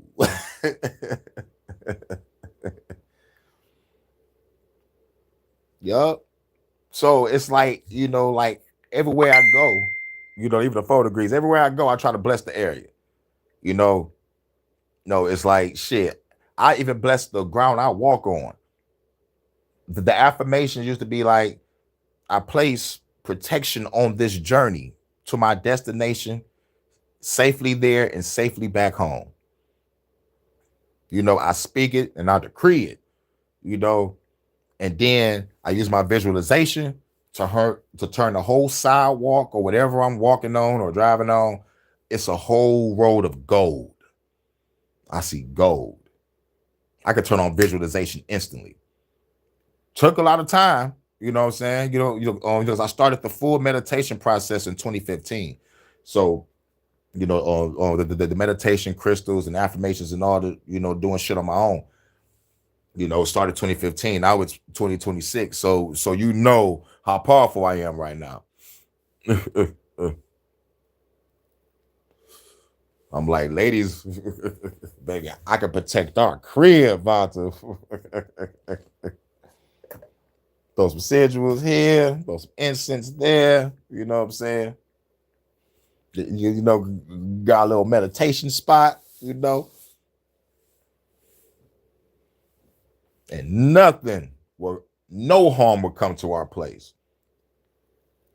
The only way for harm to come to our shit is if we let the shit in. That's the only way. But we have discernment, so we know who not to let in and who to let in. We already know if we talking to somebody, it's going to be a good vibe, no arguments, not even a fucking debate. We all going to have a good time. You know what I'm saying? Try to create that good, comfortable, positive energy field. And if somebody do get mad, we all getting mad. And we all get mad at the situation. Like we all talked about the government, we all going ham on the government or like going ham on some crazy shit that's going on outside or whatever. You know what I'm saying? Like we all together in this.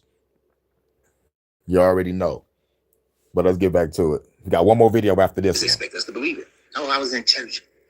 And this child who couldn't walk, born paralyzed. I laid praying hands on him. The church all reached You look out, great in my reached out. visualization, Vonta. You a goddess in my Bible. He started speaking in tongues. I said about 100.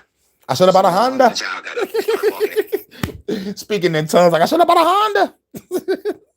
This nigga said I should have bought a Honda. I should have bought a Honda. To this day, I should have bought a child is Honda. out there playing soccer. Run around. Scoring goals. I should have bought a Honda. Where's that evidence? You know about you, the Why are beautiful there goddess. handicap parking spots at your church?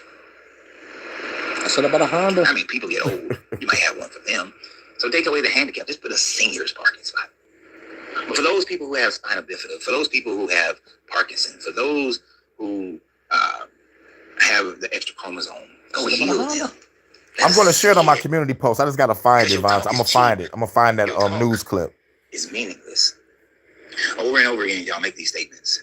And this young lady who was in this debate, I think it's like 30 Christians against O'Connor, I think is his name. He gave a brilliant but long answer. But at the end of the day, his answer was similar to what I just said, just a shortened version of it. You don't have any proof of healing anyone with broken bones. You have no proof of healing people with any ailments. You're not going to the hospitals and healing people. Go to a hospice. Yep, go to a hospice. Do some healing in a hospice. Mm-hmm. Let me see you do that. But yet, you don't. Someone has a heart attack, stroke, you call the paramedics. Someone falls, hurts themselves, injure themselves, break a hip, break a leg, you call the paramedics. You send them to the hospital. You send them to a doctor. You allow for them to have blood transfusions, surgeries, setting bones, whatever the medicine is. But what I don't see is the churches in there healing people. Praying for people, but not healing people. And studies have shown that when people know that they're being prayed for, they have a tendency to get worse. Woo! He said the studies show motherfuckers tend to pray for somebody, the shit get worse. What did I say that I've been through all my life? Prayed. And the shit got worse. What does that tell you? Even if we was on a spiritual level discussing our ancestors, the shit don't work because this is not what we supposed to be worshiping. It's not what we supposed to be fucking with. The shit is getting worse because we turned our back on our fucking ancestors. We turned our back on this planet. And most importantly, we turned our back on ourselves. Oh, yeah. And it took me leaving Christianity to go my own path, to find my own way, to find out all this truth. When you realize you put yourself in a box, no matter what religion it is, no matter what spirituality it is, when you put yourself in a box, you're going to be stagnant. And you're not going to be open-minded to the other beautiful things of life. It's like Bruce Lee was telling that kid when he was pointing at the moon. It was like, don't focus on the moon because you're gonna miss all this heavenly glory. You know? So almost 420 here. You already know what it is. Gotta spark up my other one. It's about to be 1120. That means 420.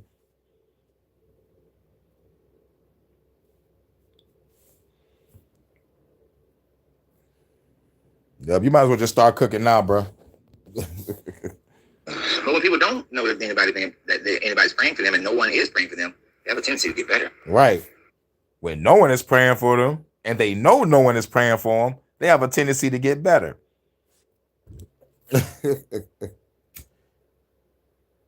And if y'all know about the placebo effect, that shit works. Because whether you know it or not, you're using your inner power. You got to see yourself being healed. And when you see yourself being healed, you think you motherfucker took a prescription drug, but motherfucker gave you some sugar pills. Motherfucker gave you some sugar pills and you thought it was some real shit that healed you. But no, it was a placebo effect. You healed yourself. You healed yourself.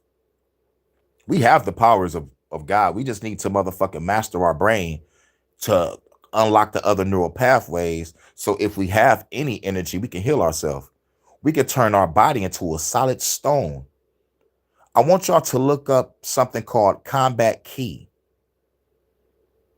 Motherfucker turned his whole body into stone and no one couldn't lift him. I'm talking about the motherfucker was small as hell and got like two big ass buff bodybuilders trying to lift this motherfucker. Couldn't even do it.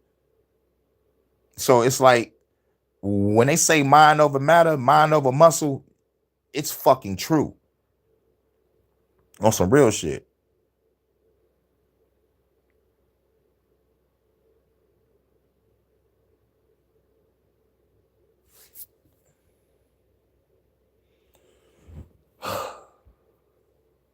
And those people who don't know, but people are, they have a tendency to get better at the same rate of the people who have no one praying for them. I believe it was John Hopkins who did that study not too long ago that demonstrated that prayer don't work. Don't work. And demons, well, maybe you need a special camera so that you can see the other frequencies and waves to be able to see the demon, and that's why you don't have any proof. You know, a regular camera just won't work. Maybe Jesus don't show up in digital form. You didn't whip the camera out when Jesus was appearing to you and hugging all up on you. Right. There was a song back in the day that describes exactly what you guys are experiencing. Because it's all in my head. I think about it over and over again. Over and over again. That's right. Over and over again. Yeah. Because it's all in my head. That's it. It's all in your head. Yep. It's a belief. That's it's a Nelly song. It's all in their head. That it has no facts behind it. And that's all it is. So, to the young lady, I hope that her life is better. You know, for those who suffer and go through things and find Jesus, Allah, Buddha, whomever, and you stop doing criminal stuff, stop harming people. As I always say, stay with your Jesus, Buddha, Allah, if that's your situation. But for the rest of us who are not criminally insane, we don't need your Jesus. We don't need your Buddha. We don't need your Allah. We don't need Oshun. We don't need none of them because none of them are real. It is all your mind. It is all your emotions. That's it. And for the things that you cannot explain, it is simply natural phenomenon that is unexplainable to us today. Yeah. Now, if anything happened, it's a natural phenomenon and it's unexplainable to this day. So, if I was to put my spirituality aside, put the religion aside, going back to my apartment, being untouched by fire, then I would clearly not know what the fuck happened. Holy shit, my apartment building just got put in flames and my crib is the only one standing. Holy shit. Mind you, like if I'm not spiritual or religious, I'm like, holy shit, I don't know what the fuck happened. This is miraculous. This is amazing. Miracle type level. Like, you know, that's all I have. But like when it comes to the explanation on why my crib was the only one standing, I don't know. I'll catch the rest when I get back. Be back in about an hour. All right, lovely. I should have started at 8, but woke up kind of late. Had to go to the store. Say be back in an hour. All right, because I got one more video anyway. He said be back in an hour. I'll probably try to find something for an HHN for sure. 420, everybody smoke up. You be safe, Vonta. You be safe. You be safe. You make it back safe. Sunday fun day. And shout out to everybody in the chat too. You still got one more video after this, and then we gonna get up out of here. It's a causation that you just don't know what it is. But people didn't know what thunderstorms were. People didn't know what hurricanes came from. People didn't know what tsunamis came from. On the last video is gonna be 13 minutes. They created gods, and they created reasons and rationales for them. We are still doing this in the modern day. Someone heals from something miraculously, we give it to some unknown deity instead of just saying, I F that, I'll floor it. But hey, your experience means nothing. And always remember, you got to free yourself to be yourself. Because you're probably head to the store to grab something to eat. Yep. He's like, fuck that, I'll floor it. Why do I see you right now just floating that car you got? Like, X gonna give it to you. Look, baby, you to get it on your own. X gonna deliver it to you. X gonna give it to you. Gonna give it to you. X gonna give it. About to drive it. You already know. Salute, Steve. Steve and Kev, what up, though? We on the last video. Did everybody get up out of here? But I will be back later for an HHN. Hopefully my YouTube don't be fucking up. We'll try to do something. If the YouTube back up, we'll, I guess we'll chill at one of the Hurricane decks, Vonta, either the diner or the Hurricane deck or the beach, if the shit fuck up. But we got to get this Sunday service out the way. All right, and we on the last one right now. God, so now this is the Mind Shift channel, and this is the question: why do motherfuckers want a God so bad? Woo! 13 minutes, 19 seconds. Why do people really want a God so bad when they could save themselves? Let's get it. This is from the Mind Shift channel. Stay blessed, everyone. All right, Vonta, you be safe. You make it back, my first lady. All right, let me walk my first lady on out the door real quick. Take a look at my beautiful goddess, y'all. All right, baby, you be safe. Flying on the USS Vonta real quick. On the USS Vonta Defiant. You want to get a... about to hop in the... what they call the little mini... what they call the little mini ships? What, the turbo cars? Not the turbo cars. I'm not sure. I'm not... what they call the mini little ships? But baby, you hop on that... hop on that USS Hurricane Defiant.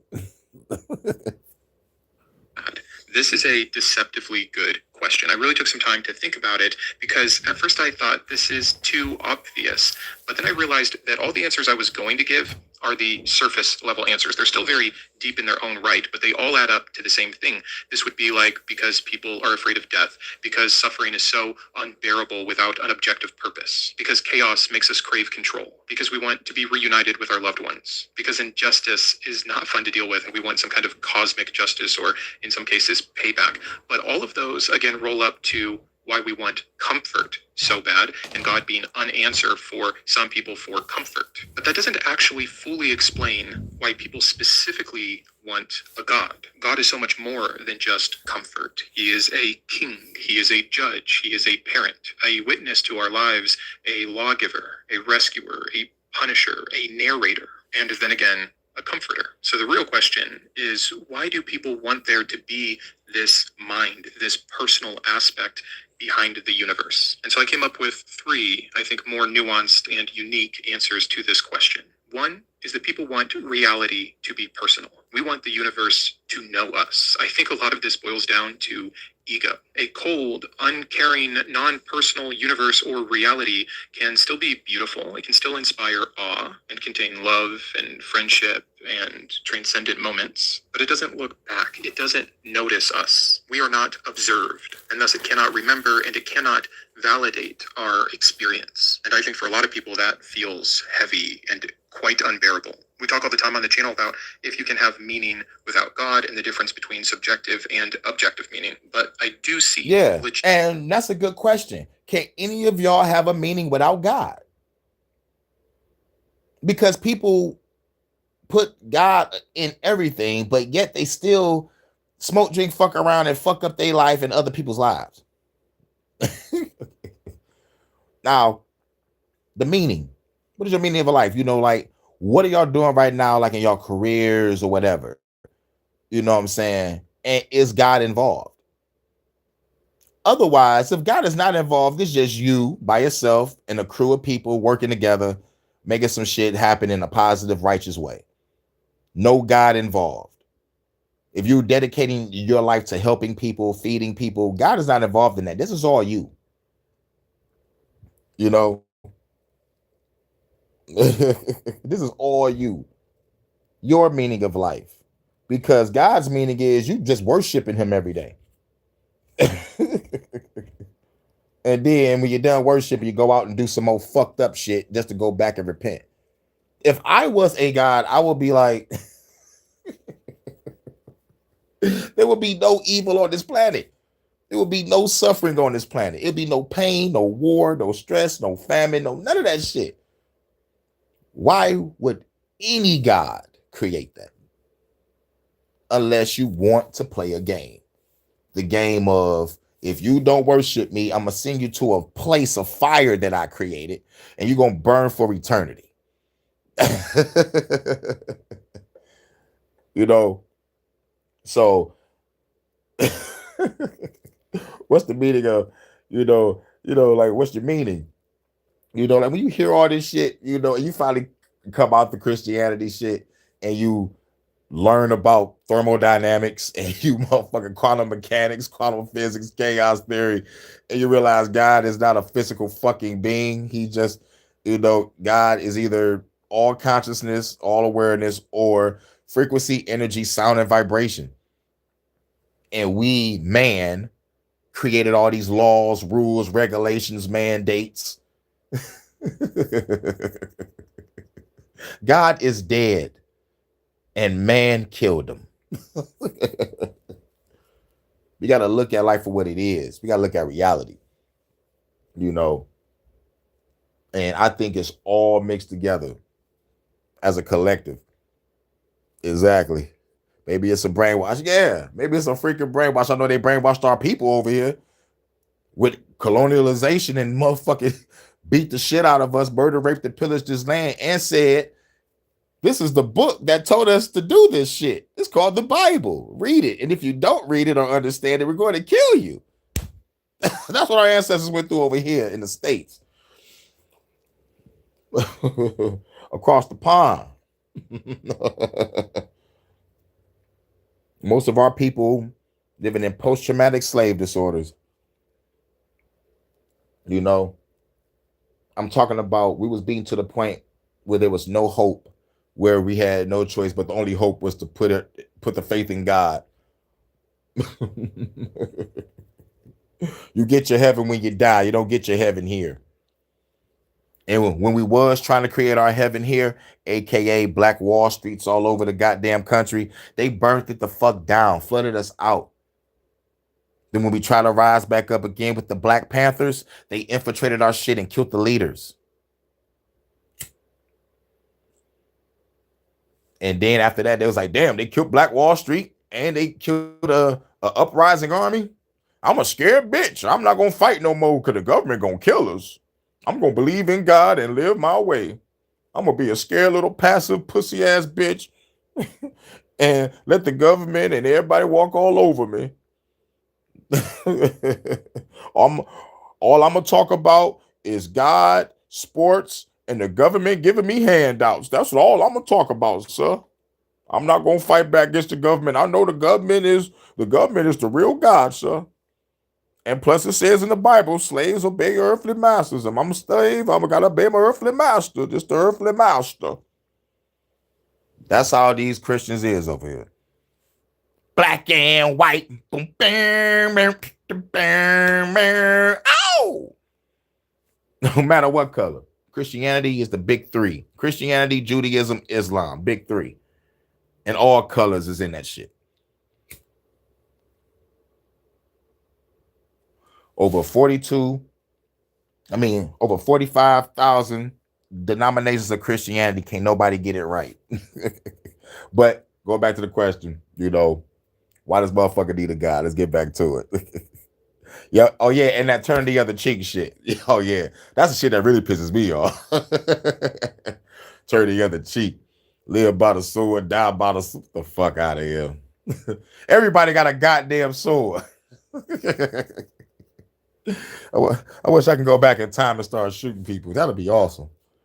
Ultimately, a disconnect for people who even get on board with, yeah, we can still have meaning without God, but that meaning feels incomplete to them unless it is recognized by something bigger than ourselves. And actually, right there, I think, is why prayer matters so much to so many people. We always think of prayer as asking for something or trying to get God to do something, trying to help you, trying to protect you. Of course, there's intercessory prayer where you're doing that for someone else.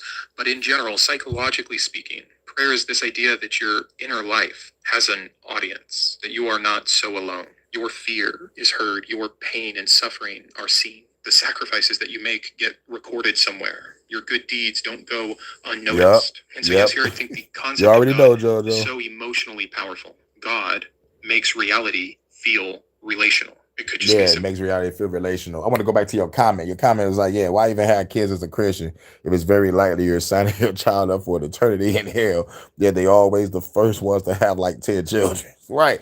Exactly. It's like, and oh my God, and the brainwashing indoctrination of the kids is just a motherfucker. You already know. And plus, like most of the Christians don't even understand is they're following Paul shit. So like they're more Paulinian Christians than anything, but like they wouldn't want to admit it. But like Paul was on some shit like, look, do whatever the fuck you want, long as y'all repent type of style. You feel me? Because even Paul was having conflictions. It was, oh my God, like my mind is having all this shit going on in it. I want to do some debauchery, but my heart is with Jesus. You know what I'm saying? Paul was going through the motions and shit. He was like, fuck it. If I can't get my shit right, I'll make sure they don't get their shit right. I don't know what Paul was thinking, man, but like, fuck Paul. You know what I'm saying? Because he teaching Christians you can do whatever the fuck you want as long as you repent. Not getting you to change your life for the better. Bitch, if you on drugs, get off of it. Nope, I'm a smoke drugs all week and just repent on Sunday.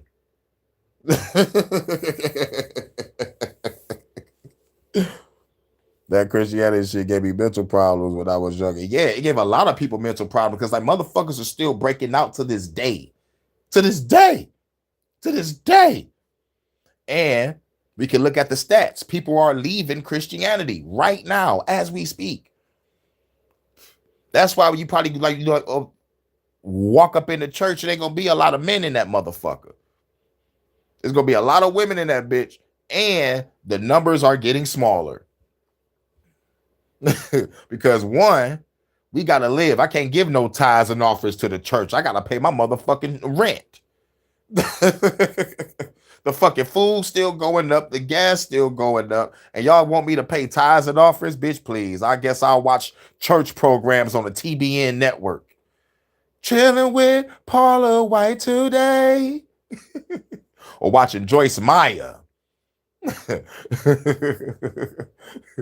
Watching Jesse Duplantis. Watching Benny Hinn. Watching, what's the motherfucker's name? John Hagee. What's the, you know what I'm saying? I used to watch them shits.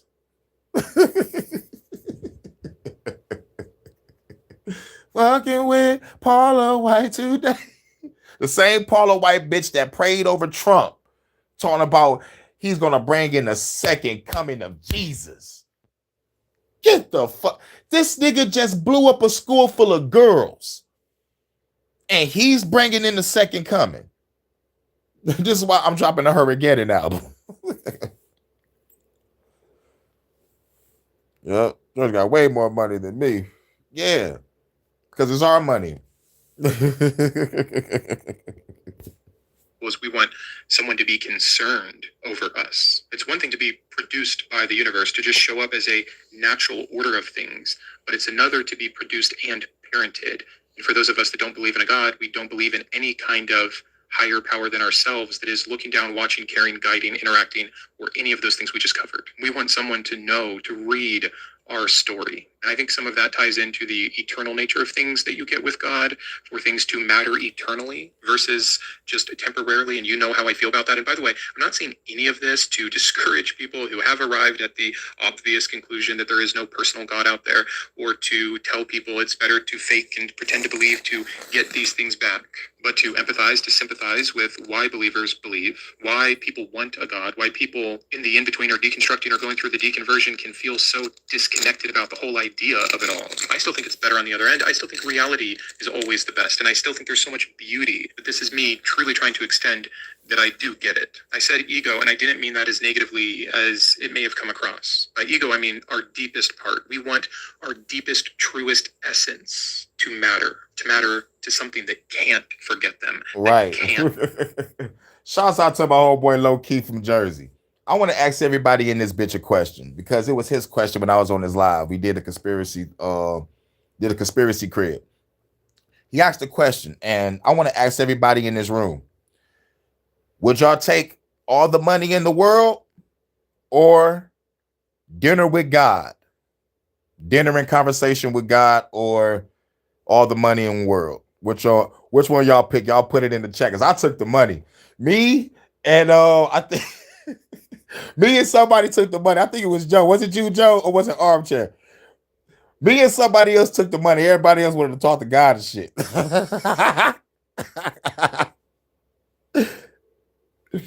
But won't y'all take all the money in the world so y'all can do what y'all do?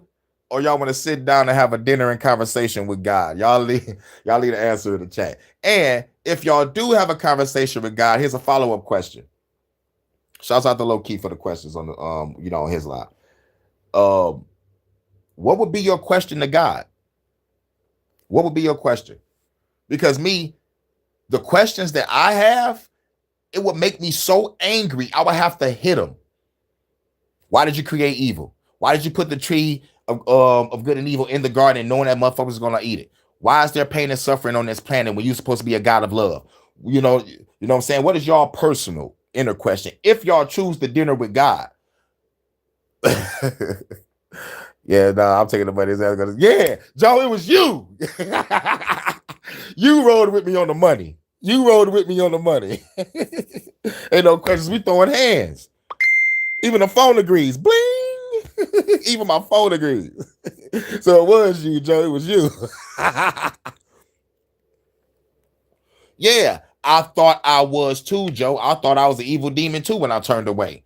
But I had to accumulate all my prayers and all the years of enduring and suffering and tears and pain and stress and depression, laying down in the bed not knowing that, is this the last night I'm gonna sleep here, because I don't know if my mama paid rent or not. Every night going to sleep scared, crying, because my mama ain't shit. And it wasn't the crack. That's the whole shit that really truly got me later on. If you already stupid, selfish, and stubborn, it's over. That's an inner battle that you have to deal with. I need to stop being stupid. I need to stop being selfish. I need to stop being stubborn. I need to learn how to listen. I need to learn how to manage my money. I need to learn how to take care of myself. I need to learn how to take care of this household. I need to learn how to take care of my family. I need to learn how to take care of myself, mind, body, and spirit. They got to sit down and look in the mirror. They got to do the inner work and shadow work. And then you come to the realization that some people will never change. And that was the last cry that I had, knowing she's not going to change. But still, as a good son, still trying to help her out in the end just to get smacked away. Yes, my mama gone right now and she's not here, but I can have no shame, guilt, and regret because all the way to the very end, I looked over all the bullshit and still tried to help her. But she wanted to roll with my criminal, stupid ass brother. Cool. My brother not here right now. I ain't seen him in a couple years because last thing he did over here was steal from me. And I said on Facebook, on the live, I went in. I'm like, nigga, you come back over here, I'm murking you, nigga. I don't have to open up the door. I'm shooting through it. Open up the window, shoot your ass. Matter of fact, go out my side door, walk around through the side, pop your ass. Drag your ass off the porch, put you over there in the alley. It's like for real, for real. I told you, nigga, mama gone. We got to take care of this house and we got to take care of our sister. She's handicapped. I need your help. All that street shit is over. We're going to work and we're going to put money towards this house and we're going to take care of our sister. That's what we're going to do. You know, I'm not telling you to stop doing what you're doing, but when it comes to here in this house, we're not doing none of that street shit. We ain't bringing none of that street shit in this bitch. We're going to work. We're going to take care of this house. And we're going to take care of our sister. This nigga said, fuck me. So, okay, cool. Yes, I was a little scared and nervous. I'm like, oh, shit, I got to take care of a house and take care of my sister by myself. All right, fuck it. So be it. I've been getting shit out the mud any fucking way. Grinding, working, hustling, grinding, working, hustling, grinding, making sure everything is straight.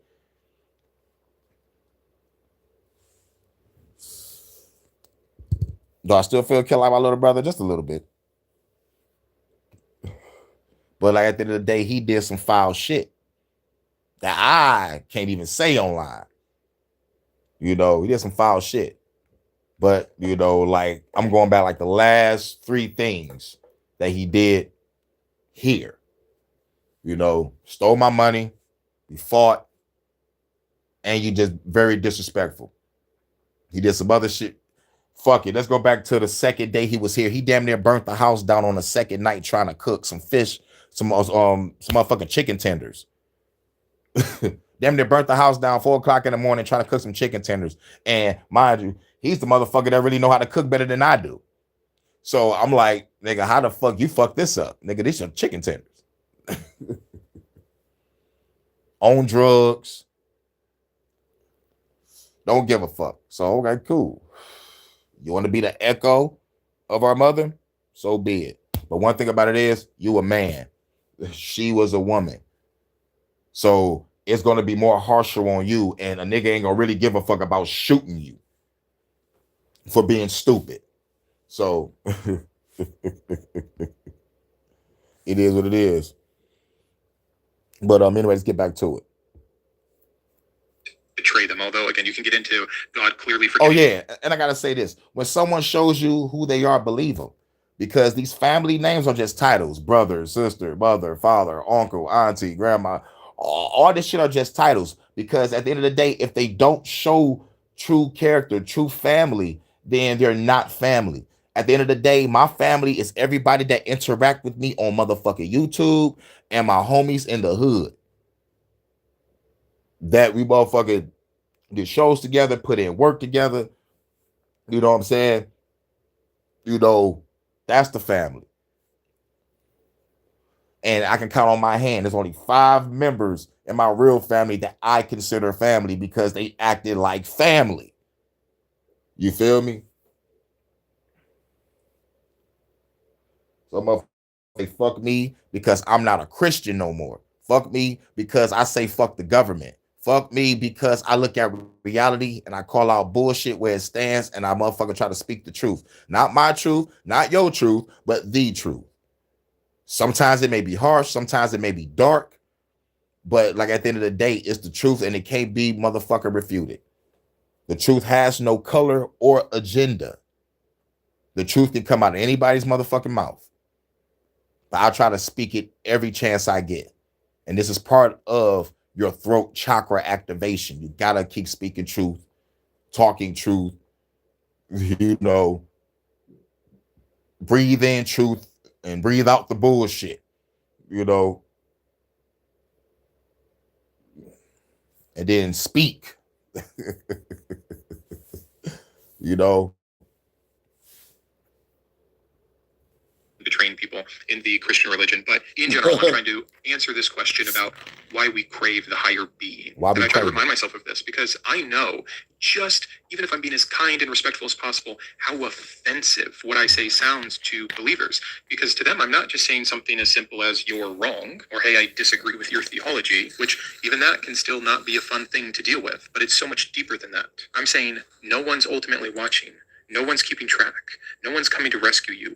No one cares in the cosmic sense. And that's a whole nother loss on top of already the loss we're discussing. But we're still stuck with the problem. The reality of the situation, wanting the universe to be personal, doesn't make it so. You already know, Desiring there Steve to be this Care. God doesn't make him appear. And it's so ironic because believers will say this against the atheist all the time, that we don't believe so that we can have what we want, so that we can sin more or escape accountability. But belief in God does something very similar in a different direction. It makes reality emotionally responsive. It turns existence into a relationship. It tells you the universe knows your name and cares. But again, just because this is what you want doesn't mean it's true. So if there's one person that is denying reality to get their way, I don't think it's the atheist. But that's just point one. Let's get into the second reason that I think people want there to be a God. I think people want their moral instincts to be cosmic facts. I think they want their morality woven into the very fabric of the universe. This is why they seem so dissatisfied in, again, the argument with Christian apologists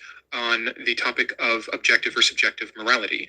I think that you can look around clearly and see that people have morals, that even atheists can be moral. If you're one of the believers who says, no, they can't, you're being unbelievably foolish. The slightly better but still horrendous argument is that they can't be objectively moral, or they can't say that anything is right or wrong and all of those other things. But again, I think that's just a cop-out from them because they prefer their made-up system that morality has been granted and handed to them by the creator of the universe, which, by the way, would still make it subjective, but we've talked about that before. But they want it woven into the very fabric. They want goodness to be more than a preference. And I know that it sucks that it isn't, kind of, but they do. They desire it so strongly. They want evil to actually exist because it feels better if it's more than just a social construct. And I think the big one here is they want justice to be more than just a human project, which it so clearly only is. And I really do get this. It doesn't feel good to say that things like murder and rape and slavery are merely things that most humans dislike. That's not very emotionally satisfying. They want them to be wrong with a capital W. And then the worst part is to hear the kinds of believers that say, you know, if there was no God, if I found that out, I wouldn't care. I wouldn't be held to this. And that shows their hand a little too much. And that's not speaking for all believers, but I think a lot of... If motherfucker found out there was a God, a motherfucker find out there wasn't no God, and the motherfucker say, like, God damn, if I knew the motherfucker God didn't exist, I wouldn't be doing none of this shit. I could be doing what I want. And it don't got to be wrong shit. It just be doing what you want, you know, like exploring yourself, exploring your likes, your dislikes, your loves, your hatreds, you know what I'm saying? Like, you know, like exploring yourself. God keep you from exploring yourself, keep you focused on him.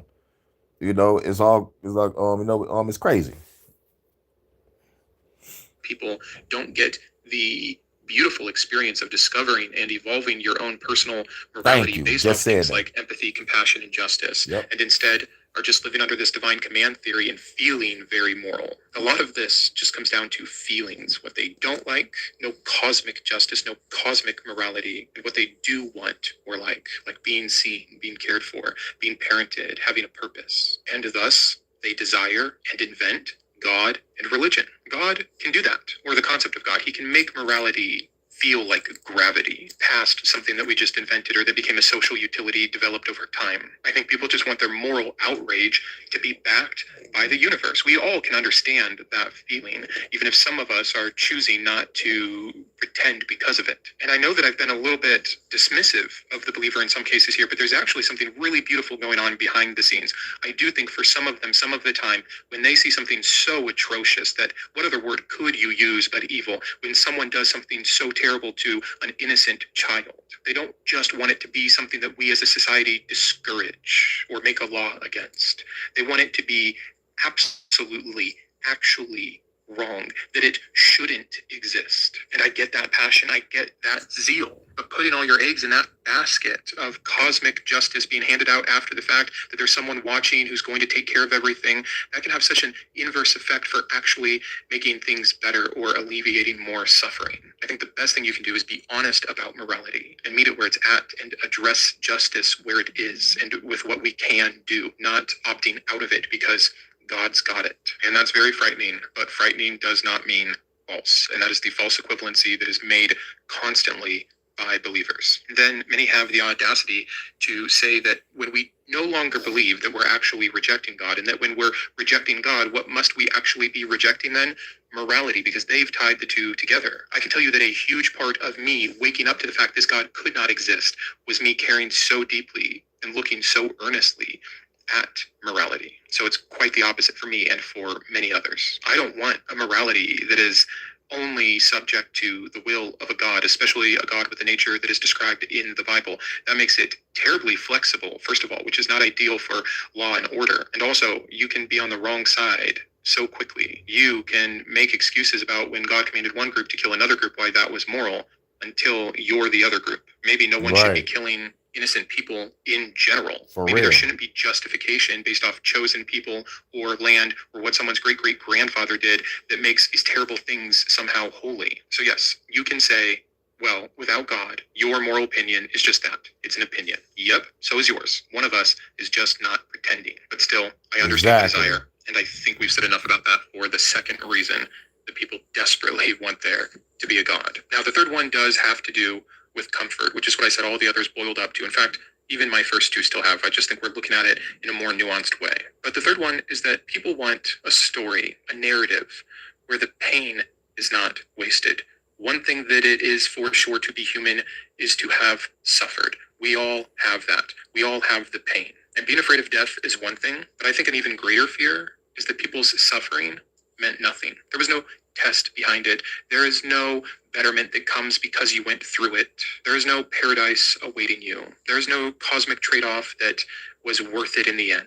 To think that the worst thing that ever happened to you will not or even cannot be redeemed or explained or balanced or used or anything else is a terribly brutal thought. So religion, terribly brutal. After all the pain I've been through and the shit still don't mean nothing because God ain't real, wasted all my time, years, and money. Shit. That'll make a nigga want to go motherfucking kill himself. Because once you find out the truth, some people will take it to the point where there is no hope. There's no hope for myself. There's no hope for these people. If God ain't real, it's over. Some people motherfucking made God their whole motherfucking life, and they could be the most fucked up person walking. That's the craziest shit, dog. It's like the mental fuckery that goes on in these people's minds to do fucked up shit and think that everything is all right when you repent and make themselves feel better is just fucking crazy. It's fucking crazy. It's insane.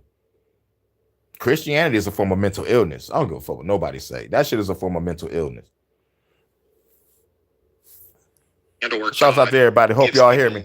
A huge in the amount chat. Here. A narrative where the pain is not I hope random, the chat not where frozen. the abuse makes you stronger, where the illness taught you dependence on your maker, where the loss had a hidden purpose that God planted there just for you to find. The unanswered prayer was actually we hear cool, good looking. A creature greater than yourself with omniscience who knew that wasn't going to be the right move for you. The betrayal of that person prepared you for this relationship over here. The trauma that you have is actually a beautiful testimony, and you can do your part in furthering the kingdom of God. But what's hilarious for me to see is under my belief. For sure, stay up. That's what's up. That's what's up. I'm just making sure my chat not frozen. By man and man alone. You're already doing what you're hoping a God will do for you. You are making lemonade out of the lemons. You are finding the silver linings. I think this is what all people do. But again, wouldn't it be better to be able to do if we didn't pretend? What if we could acknowledge that, you know what? No, trauma doesn't always make you stronger. Many things just weaken you. But sometimes, Right.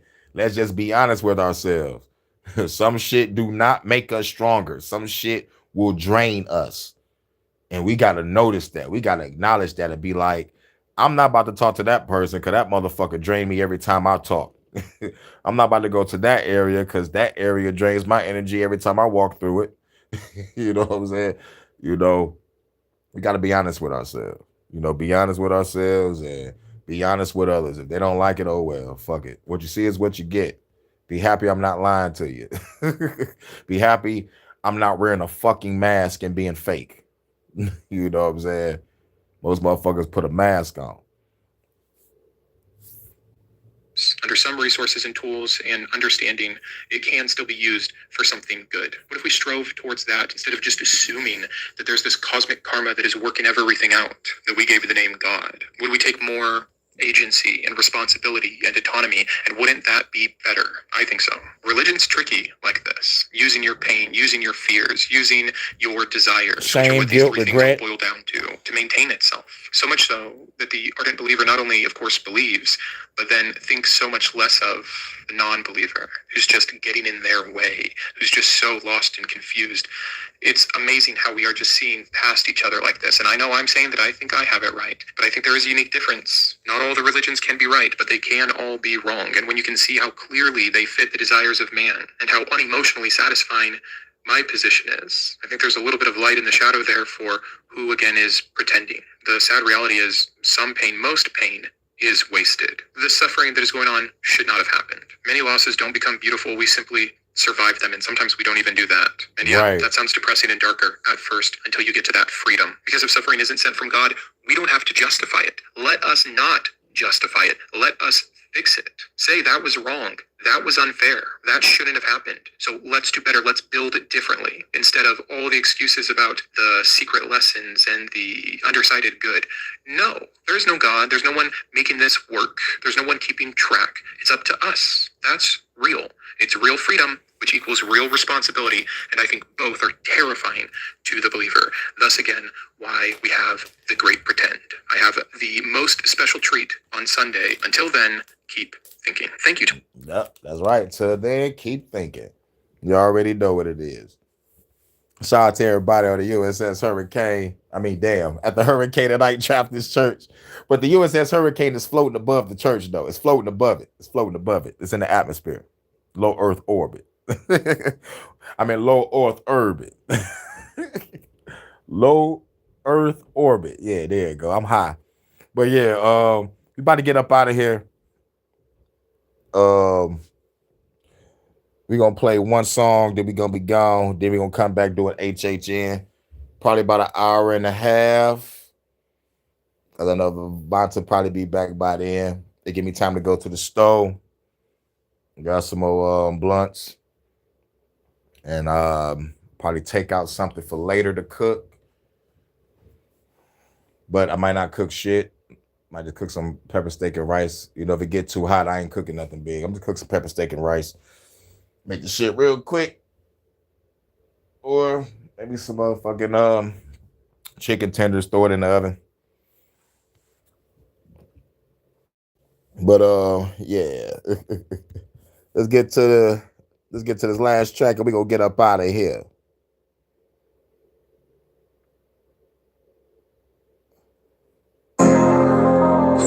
Y'all heard of Armageddon? Well, this is Hurykane.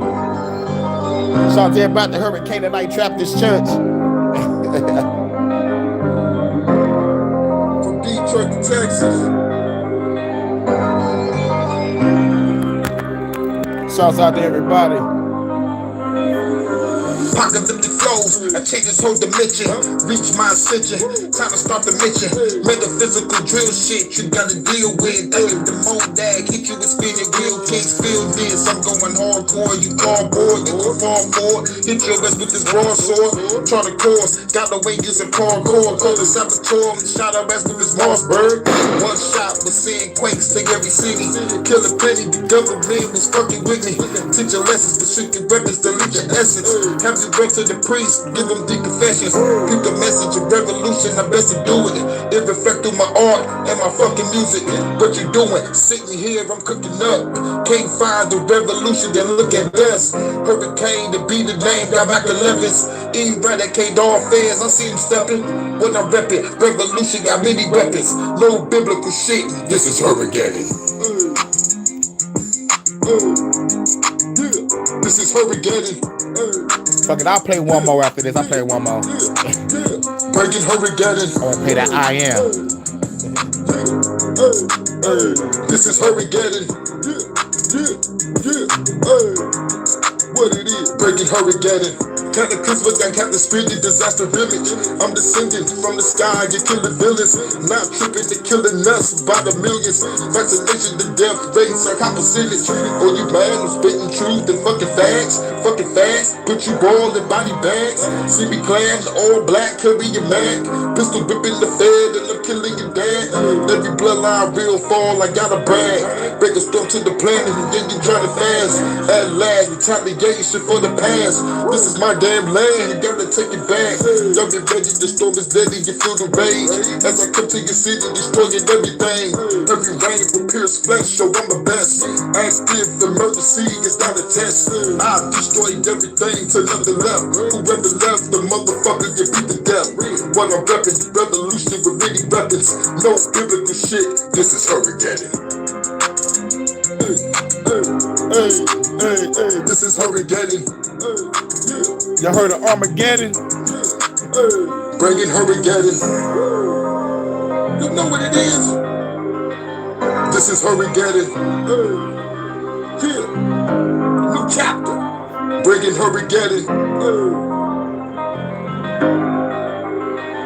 This is Hurykane. Hurykane be my name. Bringing Hurykane. How are you doing 1 through 10? Blessed. All right, we're gonna get up out of here after this track. Shouts out to everybody on the Hurykane Tonight Trappers Church. Much love to my goddess Monta, my first lady. Shouts out to the congregation. Let's go. Shout the I am Low the T. purge. Jersey. Purification, my soul on fire, I'm burning an urge. Fuck the demiurge. My ashes scattered through the universe. Fuck a urn.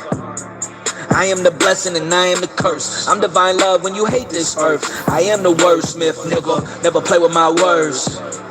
I am the angel you saw in church and the reaper driving your hearse. I'm the archon hiding in your mind. Yeah, this shit is absurd. I'm every suicidal thought. I'm why your ass on the verge. I'm the kingdom of heaven, Zion, Pleroma, Nirvana, bitch, whatever you heard. I'm the shepherd and the herd. I'm your favorite strain, inhale the herb. I'm joy, I'm hurt, I'm gold, I'm dirt. I'm the motherfucker standing in the mirror looking back at you, looking down on your own self-worth. I am your shadow, eternal battle. Let me out the cage, I wanna go berserk. I'm every truth seeker ever birthed. I'm really dog in reverse. I'm really dog in reverse. Manifest. I'm really God. I'm every fear you gon' die with. God body. I'm every dream you hold hostage. God body. I created the chains, then escaped the bondage. I am abundance. I'm the source your soul been trying to get one with. I'm the demon in your cup. Find me at every function. I'm the nigga that you love, and I'm that nigga you don't fuck with. I'm every incarnation. I'm every starved nation. Half God, half Satan. I am the yin and the yang. I had to hold my own hand when I was walking through the flames. I am free will. Freely to earth I came. Bury me in a Ferrari. Bad bitch crying over my remains. I am the shaman that conquer pain. I'm Christ consciousness. I get crucified every day. I'm that targeted individual sending gang stalkers to an early grave. Yeah, I'm every sunrise you ever gaze. I'm the collective at every phase. I'm the ancestors reminding you that we still slaves. I'm the bullet in the chamber. Real nigga finna crash out on the Shoot break. him. had an epiphany. You know what that mean? I used to pray and pray and pray and pray the devil a lie. All this time, God was living in me with the Creator helping me see. Cold water running, my Glock on the sink. I disappeared for a whole 100 weeks, died 100 times. I never weep. I had a dream when I was asleep. It was just me, my brother, my niece, my wife, my daughter in Greece. That was the last time I felt peace. I am the purge, purification, my soul. I am the purge, purification, my soul released. That was Low Key from Jersey. Now it's time to take it to Detroit.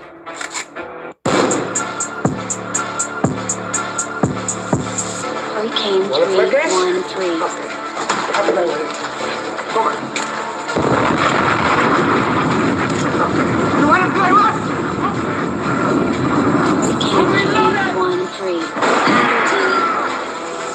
Meditate just to ease my mind. Mind over matter, bitch, just I speed through time. Time doesn't exist, can you see the signs? Signs of the times, it is a dream of mine. Redesign worlds, I will be divine. I'm the god that the storms kill every time. Every time I spit a rhyme in this realm of mine. Calling our account, now you prepared to die.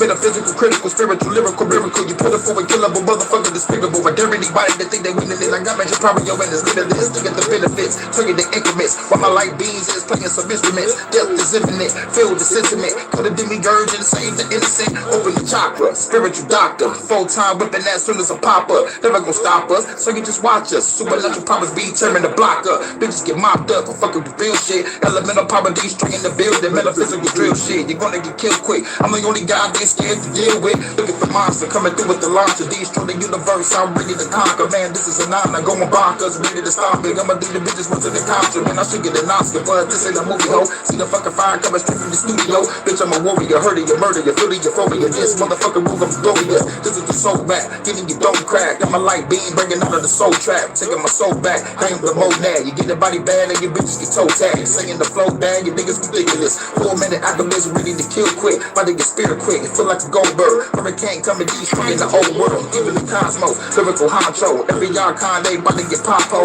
Doing it pronto, what is the time for? So another bitch destroying the time zone. Be it the shadow work, be it the inner work. Like the inner T, about to kick up through middle earth. Now you're feeling certain, this is the killer birds. Cause you're fucking scared when you should've just went to church, bitch. Shouts out to everybody.